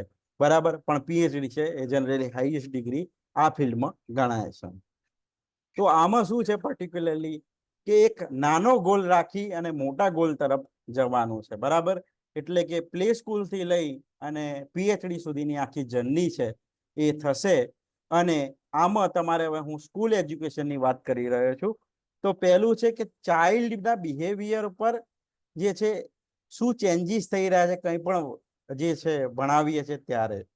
બીજું છે કે તમે જોયું હશે કે ઘણા બાળકો એટલું મોટી બેગ લઈને જતા હોય છે કે આપણને જે છે એમના પ્રત્યે સંવેદના થાય કે ભાઈ આટલું નાનું બાળક છે અને આટલા બધા પુસ્તકો. અને તમે જોયા હશો કેટલી જગ્યાએ વાલી જે છે નાના બાળકો, મારા ઘરમાં ખુદ ઉદાહરણ છે, મારી વાઈફ છે, મારો છોકરો હજુ પહેલા ધોરણમાં છે પણ એને બહુ ફોર્સ કરે છે. બરાબર. તો દરેક જગ્યાએ વસ્તુ છે અને નાના બાળકો છે એ આ વિષયમાં શું છે એક પ્રકારનો સ્ટ્રેસ અનુભવે છે કે ભાઈ આટલી ઉંમરમાં જે બાળપણ છે બાળપણ જતું રહે છે અને એની જગ્યાએ આ બધી વસ્તુઓને મગપ કરવી પડે છે, ગોખવી પડે છે. અને સર્જનાત્મકતા પર કોઈ વાત થતી નથી શરૂઆતના સ્ટેજોમાં. તો અહીંયા શું છે કે ચાઇલ્ડની એક તો પર્સનાલિટી છે અને હોલિસ્ટિક ડેવલપમેન્ટ છે એના ઉપર ફોકસ આપવામાં આવે છે એનઈપીમાં. બીજું છે કે ગુડ વેલ્યુઝ, હ્યુમન વેલ્યુઝ છે એને એપ્રિશિએટ કરે ચાઇલ્ડ, હેલ્ધી એટીટ્યુડ રાખે એના ઉપર ફોકસ કરવામાં આવ્યો છે. પછી બીજું છે કે એજ્યુકેશન છે એમાં ફેરફાર કરવો જરૂરી છે. આગળ આપણે વાત કરી કેમ જરૂરી છે કે પરિસ્થિતિ પ્રમાણે દરેક વિભાગ છે એમાં ફેરફાર આવશ્યક છે. તો આપણે ફેરફાર કરવા માટે ઓલરેડી છે એ 34 વર્ષ લીધા છે, જે કહી શકાય કે બહુ મોટો સમયગાળો છે. બરાબર. તો એ વસ્તુ પર બાળપણ જે છે એમાં પણ ફોકસ કરવામાં આવ્યું છે. હવે જે છે મહત્વની વસ્તુ એ છે કે આ જે છે બાળકોમાં કયો વસ્તુ છે તો એક તો ફિઝિકલ, મેન્ટલ અને ઇમોશનલ ગ્રોથ છે એના ઉપર ફોકસ કરવામાં આવ્યું છે. બાળક છે રેતીમાં રમતું થાય, પછી બીજું છે એનો ઇમોશનલ ગ્રોથ થાય, અને ફિઝિકલી જે છે એ તમે જોતા હશો કેટલાક બાળકો છે એ કુપોષણથી પીડાય છે. તો એ હેતુ રાખવામાં આવે છે કે physically, mentally as well emotionally જે છે એ સ્ટ્રોંગ બને અને આમાં એમનો ગ્રોથ થાય. આના માટે શું કરવામાં આવ્યું છે કે પરીક્ષા જે છે એ કાઢી નાખવામાં આવી છે આ ફાઉન્ડેશન સ્ટેજમાં, જેથી કરીને વિદ્યાર્થી જે છે એ ફક્ત રમતો દ્વારા જ્ઞાન મેળવે, બીજું કોઈ પણ સ્ટ્રેસ લીધા વગર જ્ઞાન મેળવે અને આ જે છે એ રમતા રમતા શીખે. બીજું છે એક તો લિટરસી રેટ છે વધારવાનો, એટલે કે બાળક છે કોઈ એક ભાષા શીખે અને આ જે સ્ટેજ છે એને મધર ટંગમાં જ ભણાવવાનું એવું કહેવામાં આવ્યું છે, બરાબર, NEP-માં. પણ સેન્ટ્રલ યુનિવર્સિટી અથવા તો અમુક સ્કૂલ છે એમાં જે છે શું છે કે એમની રીતે ઇંગ્લિશ ભણાવતા હોય તો એ ભણાવી શકે છે, એના પર અત્યારે કોઈ પાબંદી નથી લાગી. ઇંગ્લિશ મીડિયમ સ્કૂલ છે એમને જો ઇંગ્લિશ મીડિયમ જ કન્ટિન્યુ રાખવું હોય તો એ કરી શકે છે, એવું NEP-માં કહે છે. પણ એક રિકમેન્ડ કરે છે કે આ જે છે ધોરણોનું અભ્યાસ છે એ હંમેશા મધર ટંગમાં હોવો જોઈએ, એવું એમનું રિકમેન્ડેશન છે સ્કૂલોને. બીજું છે કે તમારે પર્ટિક્યુલરલી એક તો ટેકનોક્રેસી બનાવવાના છે બાળકોને, પછી એક નેશનલિઝમ અને હ્યુમન ડિગ્નિટી, પછી સેનેટરી હેબિટ્સ, એટલે એક છે પોતે ક્લીનલીનેસ પર અવેર થાય, પોતાની હેલ્થ વિશે અવેર થાય બાળક, અને એસ્થેટિક સેન્સ એટલે કે સારી વસ્તુઓ જે છે ઓબ્ઝર્વ કરીને એક આનંદ મેળવે. બીજું છે હ્યુમન ડિગ્નિટી એટલે પોતે હ્યુમન વેલ્યુઝ છે એના પર ફોકસ કરે. અને બીજું છે નેશનલિઝમ કે એક રાષ્ટ્ર પ્રત્યે ભાવના કેળવાય, એ બધા વસ્તુઓ છે એના ઉપર ફાઉન્ડેશન સ્ટેજમાં ફોકસ આપવામાં આવ્યો છે. આના પછીનું જે છે પર્ટિક્યુલરલી કે આમાં શું છે કે ડેટા એક GER એટલે કે ગ્રોસ એનરોલમેન્ટ રેશિયો છે એનો ગ્રેડ 6 થી 8 છે 90.9% હતો. એ જે છે આગળ જતા 9, 10 અને 11, 12માં 79.3. એટલે શું છે એનો મતલબ થયો ડિક્રીઝ થાય છે. એટલે ગ્રોસ રેશિયો જે છે ડિક્રીઝ થવાનો મતલબ છે એનરોલમેન્ટ રેશિયો કે વિદ્યાર્થી છે એ શરૂઆતમાં ભણતર કરે છે અને આગળ જતે વચ્ચેથી અભ્યાસ અધૂરો છોડી દે છે. તો એ ગ્રેડ જે છે 5મા ધોરણથી અને 8મા ધોરણ સુધી છે એમાં એ આ તબક્કો સૌથી વધારે જોવા મળે છે, જેમાં ડ્રોપ આઉટના કેસ બને છે. તો તમને આ પ્રશ્ન પણ પૂછાઈ શકે છે કે ડ્રોપ આઉટના કેસ કયા ધોરણમાં સૌથી વધારે બનતા હોય છે? તો 5મા અને 8મા ધોરણમાં, એવું NEP-નો રિપોર્ટ કહે છે. બીજું છે આ જ ના થાય, જેમ કે હું છું, હવે સપોઝ કે ધારો કે હું પોતાનું BA કરી રહ્યો હોઉં, કોઈ આર્થિક પરિસ્થિતિના કારણે હું 1 વર્ષ કર્યું હોય અને હવે હું અભ્યાસ કરવામાં જે છે શક્ય નથી મારા માટે, તો હું છોડી દઉં છું. તો હાલની સ્થિતિ પ્રમાણે શું છે કે તમારે ફરીથી જે છે અભ્યાસ કરવા માટે BA-માં જે છે મેં 1 વર્ષ કર્યું હશે અથવા 2 વર્ષ કર્યું હશે તો પણ મારે ફરીથી એડમિશન લેવું પડશે અને ફરીથી આખું શરૂઆત કરવી પડશે. પણ NEP-માં શું છે, ડ્રોપ આઉટ રેશિયો ઘટી જાય એના માટે આ વસ્તુ એક કરી છે કે તમે ફરીથી વર્ષ પૂરું થયું હોય તો ફરીથી એડમિશન છે લેવા માંગો, જેમ કે હું એમ કહું કે 4-5 વર્ષ પછી મારી આર્થિક સ્થિતિ જે સારી થઈ તો હું હવે ફરીથી ભણવા માંગુ છું, તો પછી મારે મેં 1 વર્ષ પૂરું કર્યું છે તો એ 1 વર્ષ ભણવાની જરૂર નથી. એને મારે છે એનરોલમેન્ટ છે એ નંબર જે હશે એ નંબર આપી અને ફરીથી એ બીજા વર્ષથી છે મારો અભ્યાસ ચાલુ થશે. અને આ કરવાનું મુખ્ય કારણ છે એ ડ્રોપ આઉટ રેશિયો છે એ ઘટે એના માટે છે. અને આ સૌથી મહત્વનું પોઝિટિવ સ્ટેપ તમને જોવા મળે છે, કારણ કે ઘણી વખતે શું છે બાળકો ભણતા હોય અથવા તો કોઈ જોબ એવી હોય જે ટ્રાન્સફરેબલ હોય તો શું છે બાળકોને વચ્ચેથી ઉઠાડી દેવામાં આવે, મતલબ ત્યાંથી લઈ લેવામાં આવે, પછી બીજી કોઈ વચ્ચેના સત્રમાં કોઈ અભ્યાસ જે છે સ્કૂલમાં એડમિશન ના આપે એવું પણ બનતું હતું. તો આ જે છે એક પોઝિટિવ સ્ટેપ છે. તો આમાં પણ વર્ષ પૂરું હોવું જરૂરી છે. ધારો કે તમે BA કરવાની શરૂઆત કરી, 8 મહિના કર્યા, તો એ પછી એ કાઉન્ટ નહીં થાય. 1 વર્ષ છે એ પૂરું એકેડેમિક યર છે એ પૂરું થયેલું જરૂરી છે અને એના આધારે તમને ડિગ્રી જે છે એ મળશે. એની આગળ આપણે કોલેજના ફ્રેમવર્કમાં વાત કરીશું, બરાબર. બીજું છે એક સર્વે કે છે NSSO દ્વારા કરવામાં આવ્યો 17-18 એ એમ કહે છે કે school children in the age group of 16-17 year is 3.22 crore. બીજું છે કે આ જે છે એ it will be a top priority being these children back into the educational fold. એટલે ડેટા એવો કહે છે કે 6 થી 17 વર્ષના બાળકોમાં ડ્રોપ રેશિયો સૌથી વધારે જોવા મળે છે. 17-18 નો સર્વે કહે છે. તો મુખ્ય ઉદ્દેશ એ છે કે આ જે ગ્રોસ એનરોલમેન્ટ રેશિયો છે એ એનો ગોલ છે 100% એચીવ કરવામાં આવે અને એ ટાર્ગેટ રાખવામાં આવ્યું છે 2030.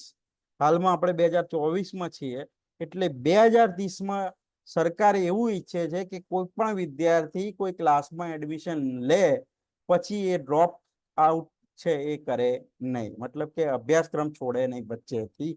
બરાબર, તો આ ધ્યાનમાં રાખજો કે એ ટાર્ગેટ છે 2030નો છે. પછી જે તમારી જોડે પ્રાઇમરી, સેકન્ડરી અને હાયર એજ્યુકેશન છે એ આવે છે. 1948નું જે કમિશન હતું એમાં મુખ્ય એક જે છે મહત્વની ભૂમિકા ભજનાર રાધાકૃષ્ણ છે, જેમના નામ ઉપર આપણે જે છે ટીચર્સ ડે સેલિબ્રેટ કરીએ છીએ. અને એ પ્રથમ ઉપરાષ્ટ્રપતિ હતા અને સેકન્ડ રાષ્ટ્રપતિ હતા ઇન્ડિયાના. તો રાધાકૃષ્ણન જે છે our secondary education remains the weakest link in our education machinery and needs urgent reform. એટલે જે 9મા થી 12માનો જે છે સમયગાળો એમાં સૌથી વધારે રિફોર્મની જરૂર છે. એ આ 1948-49માં રાધાકૃષ્ણએ કોમેન્ટ કરી જે અત્યારે પણ લાગુ પડે છે. બરાબર, તો એ વસ્તુ એક ધ્યાનમાં રાખજો. બીજું છે કે તમારે આ જે છે શું છે કે આ જે છે પર્ટિક્યુલરલી સેમસંગ, હું એક વિદ્યાર્થીને એડમિટ કરી દઉં. હા, શું છે સેકન્ડરી એજ્યુકેશન 9 થી 12. તો 9 થી 12માં તમારે શું છે, એક તો બ્રિંગ ઓલ રાઉન્ડ ડેવલપમેન્ટ. 6 થી 8માં શું છે કે વોકેશનલ અને ટેકનિકલ જે છે ટ્રેનિંગ મળી શકશે. જેમ કે કોઈ વિદ્યાર્થી એમ કે ભાઈ મારે જે સુથારી કામ છે શીખવું છે, લુહારી કામ છે શીખવું છે, તો એની ટ્રેનિંગ આપવામાં આવશે. જેમ ITIમાં તમને કોર્સ કરો છો એ જ રીતે આવી ટ્રેનિંગ છે એ સ્કૂલોમાં કોઈ કોલેબોરેશન કરવામાં આવશે. મેં કીધું જેમ જેમ આ એજ્યુકેશન પોલિસી લાગુ પડતી જશે અને વર્ષો વીતતા જશે એમ વધારે આપણને આઈડિયા આવશે. કારણ કે અમુક રાજ્યોએ છે 2022 પછી અપનાવી છે એટલે આના 2 વર્ષ થયા છે એટલે હજુ પૂરો આઈડિયા આપણને આવ્યો નથી. પણ આ જે છે બધા પ્રપોઝ આઈડિયા છે એ NEPમાં છે એની હું વાત કરી રહ્યો છું. તો 9મા ધોરણમાં શું છે, 9 થી 12ના ધોરણમાં કે એક ગ્રુપ છે ગુડ સિટીઝન બને. તમે વિદ્યાર્થી તરીકે જે છે એ સારા ના હોય, મતલબ કે એકેડેમિકલી સાઉન્ડ ના હોય તો પણ છે એક નાગરિક તરીકે તમારી ફરજો અને હક છે જાણતા હોય અને એક નાગરિકની ફરજો છે એ પૂરી નિભાવો અને સોસાયટીમાં એક પ્રોગ્રેસિવ ડેવલપમેન્ટ કરો. એવું જે છે 9 થી 12ના ધોરણમાં NEP ઈચ્છે છે. બીજું છે કે એમને ક્રિએટિવલી પાર્ટિસિપેટ કરવું જોઈએ. કોઈ પણ સોશિયલ ઓર્ડર છે એ એમાં ચેન્જ કરવા માટે, જેમ કે કાસ્ટિઝમ છે, પછી તમે ઘણી જગ્યા જોતા હો છો નશાબંધી છે. હાલમાં આપણે સ્વચ્છ ભારત અભિયાન 17 સપ્ટેમ્બરથી 2 ઓક્ટોબર સુધી ફરીથી ઉજવી રહ્યા છે. તો એમાં આ રીતે આ બધા વિદ્યાર્થીઓ ઉત્સાહપૂર્વક ભાગ લે. બીજું છે પર્ટિક્યુલરલી કે સાયન્ટિફિક એટીટ્યુડ. તમે જુઓ છો કે અંધશ્રદ્ધા છે એ બહુ જ છે આપણા દેશમાં. કે દૂધ પીતા ગણપતિ, પછી હવે નવરાત્રી આવી રહી છે તો માતાજી આ ચુંદડી છે લાલ કરી દે છે. આ બધી વસ્તુઓ જે અંધશ્રદ્ધા છે એની જગ્યાએ વિદ્યાર્થીમાં 9 થી 12ના સમય દરમિયાન સાયન્ટિફિક ડેવલપમેન્ટ જે છે, એટીટ્યુડ છે એ કેળવાય એના પર વધારે ફોકસ આપવામાં આવે છે.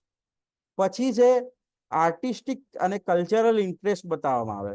પ્રવૃત્તિઓમાં તમે ભાગ લેતા થાઓ, તમારી પોતાનું જે કળા છે, ટેલેન્ટ છે એને બતાવો. અને બીજું છે living harmoniously and efficiently with one's fellow men. એટલે આને તમે કહી શકો કે ટાગોરની ભાષામાં આને કહેવું હોય તો વસુદેવ કુટુંબકમની ભાવના છે એ રાખવી જોઈએ કે whole universe is the family, our family.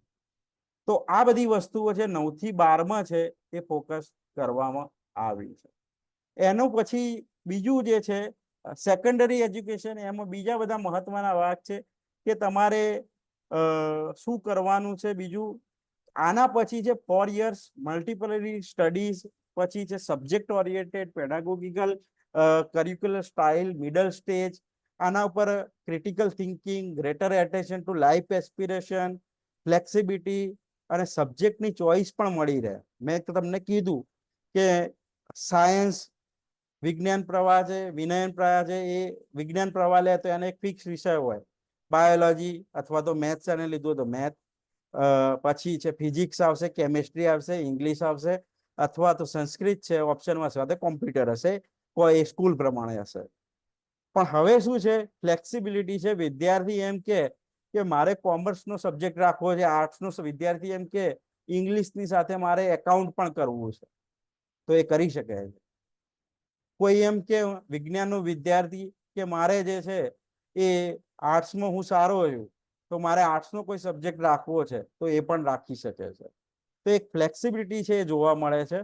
પછી જે છે કે તમને વોકેશનલ ટ્રેનિંગ છે એ આ ફેઝમાં નેક્સ્ટ ફેઝમાં લઈ જવામાં આવશે, જેની શરૂઆત 6 થી 8માં થઈ હશે. પણ તમને આમાં કોર્સિસ પણ અવેલેબલ કરવામાં આવશે, અને આના માટે જરૂર પડે તો સ્પેશિયલાઇઝ સ્કૂલ છે એમાં તમને એડમિશન આપવામાં આવશે.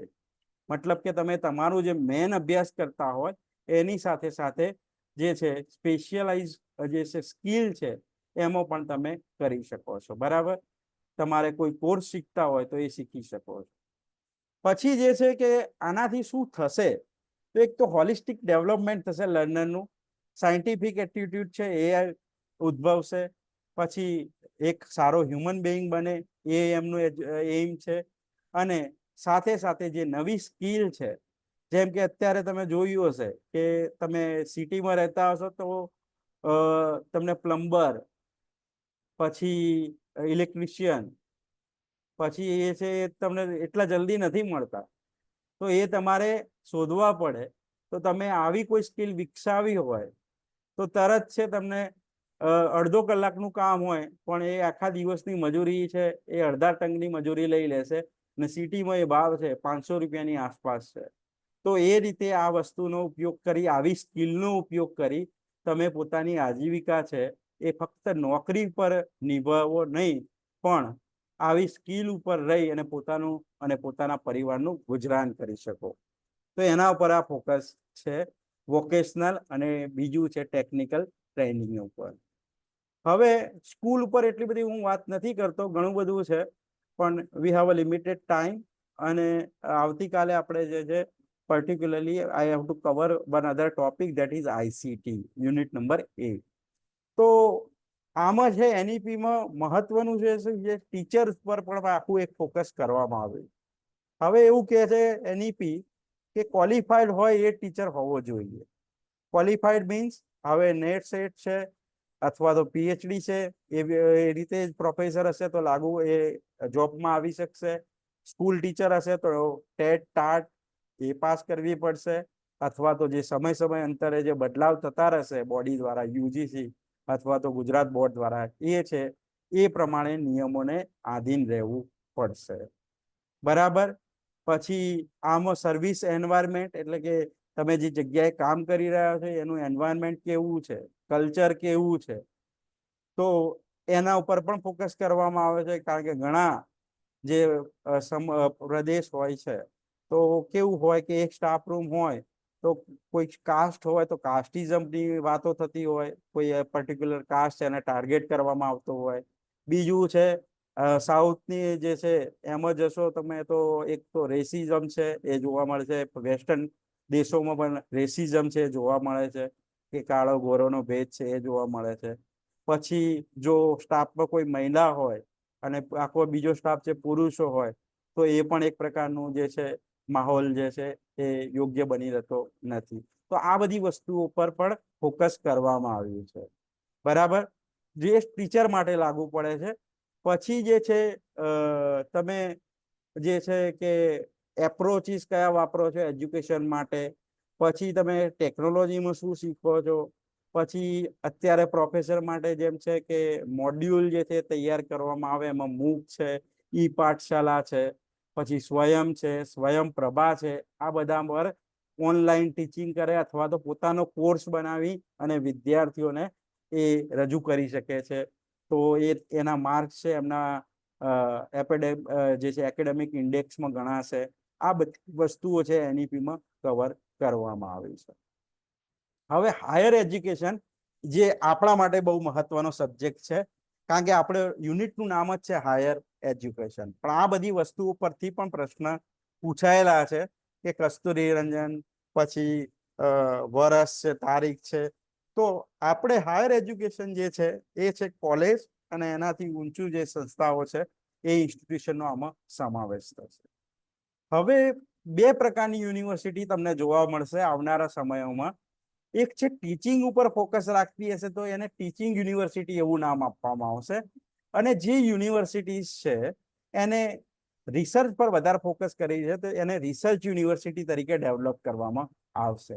જ્યાં ટીચિંગ નહીં થાય, રિસર્ચ થશે. જેમ કે તમારી જોડે ગુજરાતમાં છે doctor Baba Saheb Ambedkar open university છે, તો ત્યાં બુક પબ્લિશ થવાનું, રિસર્ચ પર વધારે ફોકસ છે, ત્યાં ટીચિંગ નથી. બરાબર. પછી બીજું એક વસ્તુ છે કે એક એનઈપીમાં કોલેજો ઓટોનોમસ બની શકે એવી જે છે પ્રાવધાન કરવામાં આવ્યું છે. 15 વર્ષથી વધારે સમય કોલેજ ચાલતી હોય તો એ ઓટોનોમસ છે એનું બિરુદ લઈ શકે છે. ઓટોનોમસ છે એમાં એમને કોલેજને બે ફાયદા થશે. એક તો ડિગ્રી છે એ પોતે ત્યાં આપી શકશે, કોલેજ તરફથી સ્ટુડન્ટને ડિગ્રી આપી શકાશે. બીજું છે પોતાનો કરિક્યુલમ એટલે કે અભ્યાસક્રમ છે એ પોતે સેટ કરી શકશે. એટલે મેં તમને કીધું કે સપોઝ કે હું એવા બેકવર્ડ એરિયામાં હોઉં, ડાંગ એવા જિલ્લામાં, તો ત્યાં એસટી જે છે પ્રોમિનન્ટ છે, પંચમહાલ એ સાઈડ છે એસટી પ્રોમિનન્ટ છે. તો એમનું જે છે ખેતી કઈ થતી હોય છે ત્યાંની જમીન પ્રમાણે. પછી બીજી વસ્તુ જોવું કે ભાઈ જે સમસ્યાઓ શું છે, મૂળ શું છે, એ બધું અભ્યાસક્રમમાં રાખો અને એના ઉપર સ્કિલ બેઝ કોઈ નવો કોર્સ તૈયાર કરો તો એ તમારે ઓટોનોમસ કોલેજ હશે તો તમે આ વસ્તુ કરી શકશો. અને હવે યુનિવર્સિટીનું કામ છે જે અત્યારે આપણે હાલ યુનિવર્સિટી રિસર્ચ માટે હોવી જોઈએ, અને જે માસ્ટર અથવા તો જે આગળ એમફિલ પીએચડી ના કોર્સિસ હોય જેમાં રિસર્ચ પર ફોકસ હોવો જોઈએ, એની જગ્યાએ અત્યારે શું છે એફિલિએટ કરે છે કોલેજને, પછી બીજું છે ડિગ્રી આપવાનું, એટલે કે વહીવટી કામ વધારે કરી રહ્યું છે. તો હવે એનઈપીમાં સરકારનો ટાર્ગેટ એવો છે કે જે ગ્રાન્ટેડ અથવા તો ગવર્મેન્ટ યુનિવર્સિટી છે એને રિસર્ચ યુનિવર્સિટીમાં ટ્રાન્સફર કરી દેવામાં આવે. સમય જતા ધીરે ધીરે કોલેજો છે એમને ઓટોનોમસ બનાવવામાં આવે અને યુનિવર્સિટી છે એમને રિસર્ચ સેન્ટર બનાવી દેવામાં આવે. અને આ ઓટોનોમી છે એમાં શું છે કે મેં તમને કીધું એ ફાયદા રહેશે. પછી જે છે બીજી ગ્રાન્ટ છે એમાં પણ એમનો ફાયદો રહેશે. સાથે સાથે જે છે મેં તમને કીધું કે પોતાનો સિલેબસ જે છે એના કારણે જે અમુક વસ્તુઓ છે, ધારો કે પાલનપુર યુનિવર્સિટી છે, પાલનપુર કોલેજ છે, તો ત્યાં હીરાનો ધંધો છે વધારે છે. તો એ લોકોએ પર્ટિક્યુલરલી આના ઉપર પ્રોજેક્ટ છે લઈ અને ત્યાંના ટીચરોએ એ પ્રોજેક્ટ પર કામ કર્યું છે, પ્રોજેક્ટ વર્ક, કે ભાઈ આ ધંધામાં શું તકલીફ થઈ રહી છે, કઈ રીતે ઇમ્પ્રુવ કરી અને આ સેલિંગ છે વધારી શકાય. તો આ બધી વસ્તુઓ ઓટોનોમસ થાય કોલેજ તો આ બધી વસ્તુઓ એ પોતે સિલેબસ પર પણ મૂકી શકશે. હવે યુજીસી જે છે એ બોડી છે, તમને ખ્યાલ છે હાલ યુનિવર્સિટી ગ્રાન્ટ કમિશન, એના જે છે એનટીએ એક્ઝામ માટે જે છે આખું જે છે બોડી તૈયાર કરી છે, નેશનલ ટેસ્ટિંગ એજન્સી, જે આ બધી પરીક્ષાઓ લે છે એ તમારે ધ્યાનમાં રાખવાનું છે. બીજું છે કે જે મિનિસ્ટ્રી ઓફ એચઆરડી હતું એ નામ બદલીને હવે એનું નામ કરવામાં આવ્યું છે એજ્યુકેશન મિનિસ્ટ્રી. એજ્યુકેશન મિનિસ્ટ્રી, બરાબર. આગળ એચઆરડી જે નામ હતું એનું નામ પૂરું થતું હતું હ્યુમન રિસોર્સ ડેવલપમેન્ટ મિનિસ્ટર, પણ હવે એનું નામ ખાલી ફક્ત એજ્યુકેશન મિનિસ્ટર કરી દેવામાં આવ્યું છે અથવા તો એજ્યુકેશન મિનિસ્ટ્રી. પછી છે તમારે બીજી વસ્તુ ધ્યાનમાં રાખવાની છે કે આમાં હાયર એજ્યુકેશનમાં એક તો મલ્ટીડિસિપ્લિનરી યુનિવર્સિટી અને કોલેજ ઉપર વધારે ફોકસ થશે. એક કોલેજ છે બીજા કોલેજ સાથે કંઈક જોડાણ કરે. સપોઝ કે તમારી કોલેજ છે એમાં ઇકોનોમિક્સ સબ્જેક્ટ ચાલતો નથી અને બીજી કોલેજ છે એમાં ઇકોનોમિક્સ સબ્જેક્ટ ચાલે છે, તો તમે ટાઈ અપ કરી અને જો કોઈ વિદ્યાર્થી ઇકોનોમિક્સ રાખે તો એ પેલી કોલેજમાં જઈને અભ્યાસ કરે અને એ કોલેજમાં સપોઝ કોઈ સબ્જેક્ટ ના ચાલતો હોય તો એ કોલેજનો વિદ્યાર્થી તમારી કોલેજમાં આવીને ભણે. એવું જે છે એક પ્રાવધાન આમાં કરવામાં આવ્યું છે. બીજું છે કે તમારે નેશનલ રિસર્ચ ફાઉન્ડેશન એની સ્થાપના કરવામાં આવશે, જેનું ટૂંકું નામ છે NRF. તો તમને આ પ્રશ્ન પૂછાઈ શકે છે કે NRF એટલે શું? તો નેશનલ રિસર્ચ ફાઉન્ડેશન. અને આનું કામ હશે જે રીતે અત્યારે આપણને UGC છે અને ગુજરાતમાં KCG છે એ રિસર્ચ માટે પૈસા પૂરા પાડે છે, તો આનું કામ છે એ ફક્ત રિસર્ચ માટે ફંડ આપવાનું કામ છે. એ કરશે એ આ રીતે રિસર્ચ માટે એક અલગથી બોડી જે છે એ બનાવવામાં આવી છે. અત્યારે શું છે, UGC ઘણું બધું સંભાળી રહી છે, એની સામે એમાં સ્ટાફ છે બહુ ઓછો છે, તો જે જરૂરી ચીજ વસ્તુ હોય એના પર ફોકસ થતું નથી.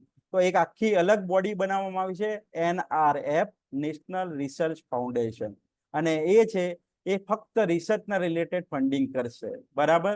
બીજું છે કે તમારે શું છે ઇક્વાલિટી, એક્સેસ, ઇન્ક્લુઝન, આ જે છે એ પછી જે છે range of measures including greater opportunity, આ બધી આપણે ચર્ચા કરી ચૂક્યા છીએ, જે એના ઉપર વધારે ફોકસ છે. બીજું છે ઓપન ડિસ્ટન્સ લર્નિંગ, ODL શોર્ટમાં કહે છે, ઓપન ડિસ્ટન્સ લર્નિંગ, ODL. મતલબ કે કોઈ વિદ્યાર્થી છે, આપણે અહીંયા તમે સમાજશાસ્ત્ર સાથે પોતે કરી રહ્યા છો BA અથવા MA, એની સાથે સાથે આંબેડકર યુનિવર્સિટીમાં તમે બીજો કોઈ કોર્સ છે ઓપન ડિસ્ટન્સ લર્નિંગ તમારી રીતે તૈયારી કરીને લો તો એ છે તમારા ક્રેડિટ છે એ તમને મળશે વધારે. ક્રેડિટ શું છે એ પણ આપણે ચર્ચા કરવાની છે, પણ આઈ ડોન્ટ થિંક કે આજના લેક્ચરમાં પોસિબલ થશે, પણ જો આપણે કન્ટિન્યુ છે કાલે કરવાના છીએ લેક્ચર, એમાં જે છે વસ્તુ આગળ કરીશું. હવે તમારી જોડે છે કે એક વસ્તુ છે કે NIRF એ જે છે એની સ્થાપના થઈ છે, અને પહેલી વસ્તુ છે કે ઇન્ડિયન સિનારીઓ હાલમાં શું છે, તો એક તો ઘણી બધી બોડીઝ જોવા મળે છે. ફાઇનાન્શિયલ જે છે એ GDP છે, GDPનો ઓનલી 0.8% છે ઇન્ડિયા એજ્યુકેશન પાછળ 2018માં વાપર્યું હતું. પછી જે છે તમારી જોડે આ જ આંકડો છે યુકેમાં 2.9 છે, યુકેમાં સોરી US માં 2.9 છે, યુકેમાં 1.3% છે, અને ચાઇનામાં 1.5% છે. એની સામે ફક્ત આપણો આંકડો છે 0.8 છે. હવે હાલનું જે બજેટ આવ્યું એમાં UGC નું જે ફંડિંગ 60% ઓછું કરવામાં આવ્યું છે. બરાબર. UGC દ્વારા કોલેજ હાયર એજ્યુકેશનને જે ફંડિંગ મળતું હોય એમાં 60 થી 66% ઘટાડો કરી દેવામાં આવ્યું છે. એટલે આગળ આપણે ચર્ચા કરી કે ઘણી વખત પોલિટિકલ વિલિંગનેસ છે એ જોવા મળતી નથી. તો આ બધા પ્રોબ્લેમ છે, એ સમસ્યાઓ છે. પણ સમસ્યાઓને છોડીને આપણે ચર્ચા કરીએ તો આ એક આંકડો છે ગ્લોબલ સિનારીઓ, જે યુનિવર્સિટી જે શ્રેષ્ઠ યુનિવર્સિટી છે, તો હાર્વર્ડ યુનિવર્સિટી છે, એ એનું બજેટ છે એ હાયર એજ્યુકેશનના બજેટ કરતા પણ વધારે છે. હાયર એજ્યુકેશન એટલે કે બીજી બધી સંસ્થાઓ જે છે એનું જે બજેટ છે એના કરતા એકલી હાર્વર્ડ યુનિવર્સિટીનું બજેટ છે એ મોટું છે. બરાબર. બીજું છે એન્યુઅલ બજેટ છે $4.2 બિલિયન 2013માં હતું. એ વખતે રૂપિયો છે 73 રૂપિયા હતો, અને એ આંકડો છે જો રૂપિયામાં કન્વર્ટ કરીએ તો 30,000 કરોડ રૂપિયા છે. તો આપણે ખાલી એક યુનિવર્સિટી આટલું વાપરતી હોય તો એની સામે આપણે જે છે આપણા બજેટના 2% પણ પૂરું વાપરતા નથી. અને આમાં NEP-માં આ ટાર્ગેટ છે 2% થી લઈ અને 6% સુધી લઈ જવાની વાત કરવામાં આવી છે, પણ આ વખતનું જે બજેટ આવ્યું એમાં બજેટ ઘટાડવામાં આવ્યું છે. બરાબર. તો તમે કહી શકો કે આપણી ઇન્ડિયાની યુનિવર્સિટીઓને ભેગું કરો અથવા તો બજેટ ગણો, એનું બજેટ કરતા એકલી હાર્વર્ડ યુનિવર્સિટીનું બજેટ છે એ ઊંચું હશે, અને એમનેમ આ રીતે જે છે સ્કોલર પેદા થતા નથી. બીજું છે, અત્યારે મેં તમને કીધું આગળ, યુનિવર્સિટી એફિલિએટ કોલેજો છે એને એફિલિએટ કરવાનું કામ વધારે કરી રહી છે, અને આમાં જે છે એ ઇન્ડિયા પણ છે. એમાં શું છે કે યુનિવર્સિટીઓ અહીંયા આવે, વર્લ્ડ ઇન્ફ્રાસ્ટ્રક્ચર છે અહીંયા લાવે, સાથે સાથે ક્વોલિટી એજ્યુકેશન આપે. અને આમાં જે છે 4 કન્ટ્રીઝ જે છે એમાં તમારે particularly 4 countries in the world જ્યાં જેની યુનિવર્સિટી સાથે આપણે અત્યારે ટાઈઅપ કરી દીધું છે. તો આ કન્ટ્રી છે પાકિસ્તાન, બાંગ્લાદેશ અને શ્રીલંકા. લેટેસ્ટમાં ઓસ્ટ્રેલિયા જોડે ટાઈઅપ થઈ અને એમને પોતાનું ગાંધીનગરમાં કેમ્પસ છે, એક છે ડિકિન્સ યુનિવર્સિટી જે છે એને પોતાનું કેમ્પસ પણ ચાલુ કરી દીધું છે, અને અભ્યાસક્રમ છે આ વર્ષથી ભણાવવાનો પણ ચાલુ કરી ચૂક્યા છે. બરાબર. બીજું છે તમારે કે શું છે કે ગ્રોસ એનરોલમેન્ટ રેશિયો છે એટલીસ્ટ 50% કરવાનો, જે છે ઘટાડવાનો છે, એ પ્રયાસ કરવાનો છે 2035 દરમિયાન. પછી છે આનું આઉટકમ તમે જોશો તો તમારે બીજી એક વસ્તુ છે કે હવે જે રીતે તમારે બીજા વિષય સાથે પણ કરી શકો છો. 1 વર્ષ તો તમે કોર્સ કરો છો તો તમને સર્ટિફિકેટ મળશે. ધારો કે તમે હાલ BA નો કોર્સ લીધો તો તમને સર્ટિફિકેટ મળશે કે ભાઈ so and so called man has completed this course for 1 year. બીજું વર્ષ આવશે એટલે કે બીજું વર્ષ તમે કમ્પ્લીટ કરો છો, તમને ડિપ્લોમાનું સર્ટિફિકેટ છે મળશે કે તમે આ વિષયમાં ડિપ્લોમા કર્યો છે એવું તમને ગણાશે. જો 3 વર્ષનું સર્ટિફિકેટ જે છે કોર્સ કરશો તો તમને હાલ જે રીતે મળે છે ગ્રેજ્યુએશન સર્ટિફિકેટ એ રીતે મળશે. અને જો 4 વર્ષનો કોર્સ કરો છો તો તમારે પર્ટિક્યુલરલી રિસર્ચ જે છે એ ઓનરરી ડિગ્રી આપણે કહીએ છીએ એ મળશે BA માં. અને જે 4 વર્ષનું MA કરશે એને ફક્ત BA કરશે એને ફક્ત MA 1 વર્ષનું કરવાનું હશે, અને જે 3 વર્ષનું BA કરશે તો એને MA 2 વર્ષનું કરવાનું રહેશે. એટલે આગળ જતા તમારે 2 ભાગ આવશે, MA એકલું 3 વર્ષ કર્યું હોય એના માટે, અને MA જેટલું 1 વર્ષ ફક્ત જેને 4 વર્ષ કર્યું હોય એના માટે. તો આ બધી વસ્તુઓ છે જે પ્રેક્ટિકલ જે છે એ થશે, એટલે કે 25-26 આપણે ગુજરાતમાં લાગુ પડશે આ બધી વસ્તુઓ. MA ના ને 4થું વર્ષ છે BA નું એ થવાની. પછી આપણને એક આઈડિયા આવશે કે ભાઈ શિક્ષકોની શોર્ટેજ છે કે પછી ફંડિંગ છે, પછી તમે કહી શકો કે રેશિયો સ્ટુડન્ટ ટીચર રેશિયો છે એવો ઓછો છે. આ બધી પ્રોબ્લેમ છે એ વખતે આપણને ખબર પડશે. પછી જે છે કે MA તમે કરો છો એના પછી શું છે, MPhil નો એક ઓપ્શન હતો રિસર્ચ ડિગ્રીનો. MPhil છે બિલકુલ નીકાળી દેવામાં આવ્યું છે. MPhil ની જગ્યાએ હવે તમે ડાયરેક્ટ છે PhD માં એડમિશન લઈ શકો છો. અને PhD માં લેટેસ્ટ નોટિફિકેશન એવું કહે છે કે હવે તમારે PhD કરવું હોય તો નેટની એક્ઝામ છે એમાં 3 પ્રકારના રિઝલ્ટ આવશે. હવે એનું જે રિઝલ્ટ આવશે તો એમાં 3 પ્રકારના રિઝલ્ટ હશે. એમાં એક છે if you have qualified only for PhD, તો તમને એવું લખેલું આવશે નીચે qualified for PhD only. જો તમે નેટ પણ કરો છો તો તમને આ રીતે લખેલું આપશે qualified for PhD and NET. જો તમે નેટ JRF અને PhD કરો છો તો 3 વસ્તુ લખેલી આવશે કે qualified for NET, PhD and JRF, junior research fellowship. Junior research fellowship પછી SRF સિનિયર રિસર્ચ ફેલોશિપ છે, એના 2 વર્ષ છે એ તમને આપવામાં આવે છે ગાઈડ જો કહે તો. બરાબર. અને આમાં રિસર્ચ ઉપર વધારે ફોકસ આપવામાં આવે છે MA અથવા તો માસ્ટર લેવલના જે કોર્સિસ હોય એમાં. આ બધા જ મેં તમને કીધું કોર્સિસ છે, એની સાથે તમે બીજો કોર્સ કરી શકો છો. ફક્ત PhD એક એવી વસ્તુ છે એ તમે કરતા હોય તો એની સાથે તમે બીજો કોર્સ લઈ શકતા નથી. તો આ પ્રશ્ન તમને પૂછાઈ શકે છે કે કયો કોર્સ એવો છે જે તમે કરતા હોય તો પછી તમને બીજો કોર્સ છે એ NEP ઓફર કરી શકતી નથી. તો એ છે PhD. તમારું PhD સિવાય ત્યારે તમે MA કરતા હોય ને તમારે બાજુમાં જે છે કે ભાઈ મારે હેલ્થ હોસ્પિટલ મેનેજમેન્ટનો કોર્સ કરવો છે તો તમે કરી શકો છો. તો પ્રવાહ જે સિસ્ટમ છે એ બિલકુલ બંધ કરી દેવામાં આવી છે. પછી છે તમે જાણો છો એબીસી એકેડેમિક બેંક ક્રેડિટ છે એ આઈડી બનાવવામાં આવ્યા છે અને એના આધારે જે છે એ માર્કિંગ જે છે થશે તો ડીજી લોકર જે છે એમાં તમારે એવું કહેવાય છે કે બધી જ સર્ટિફિકેટ છે એ તમારો એબીસી આઈડી આપવાનો રહેશે, ફિઝિકલી ડોક્યુમેન્ટ હવે કોઈ આપવાના રહેશે નહીં. એ આઈડી આપશો એટલે તમારી બધી જ ડિટેલ છે એમની જોડે મળી જશે. બરાબર, તો એક આ વસ્તુ છે એનઈપી માં. પછી તમારે ધ્યાનમાં રાખવાનું છે કે એનઈપી છે એ મેડિસિન એટલે કે જે આપણે કહી શકીએ કે શું કહેવાય ગુજરાતીમાં, દવાઓ જે ડોક્ટર છે એ ડોક્ટરી માટેનો અભ્યાસક્રમ, અને બીજું છે લો, એના માટે એનઈપી એપ્લાય થતી નથી. એમનું જે છે અલગ બોડી છે એ જે અત્યારે ચાલે છે એ લોકો જ નિર્ણય એનો લેશે. એનઈપી આ બે કોર્સ માટે અવેલેબલ નથી. બરાબર, હવે મેં તમને આ વાત કરી દીધી કે પહેલું વર્ષ છે તો એક સર્ટિફિકેટ મળશે, બીજું વર્ષ હશે તો ડિગ્રી જે છે ડિપ્લોમા સર્ટી મળશે, ત્રીજું વર્ષ છે તો તમને એડવાન્સ ડિપ્લોમા અથવા તો હાલ જે પ્રોપર ડિગ્રી આપણે કહીએ છીએ એ મળશે, ચોથું વર્ષ હશે તો ત્રીજું વર્ષ હશે ગ્રેજ્યુએશનની ડિગ્રી અને ચોથું વર્ષ હશે ઓનરરી ડિગ્રી. હવે દરેક આમાં ક્રેડિટ બેઝ સિસ્ટમ છે તો ક્રેડિટ એક ક્રેડિટ હશે એટલે 1 અવર ઓફ ટીચિંગ.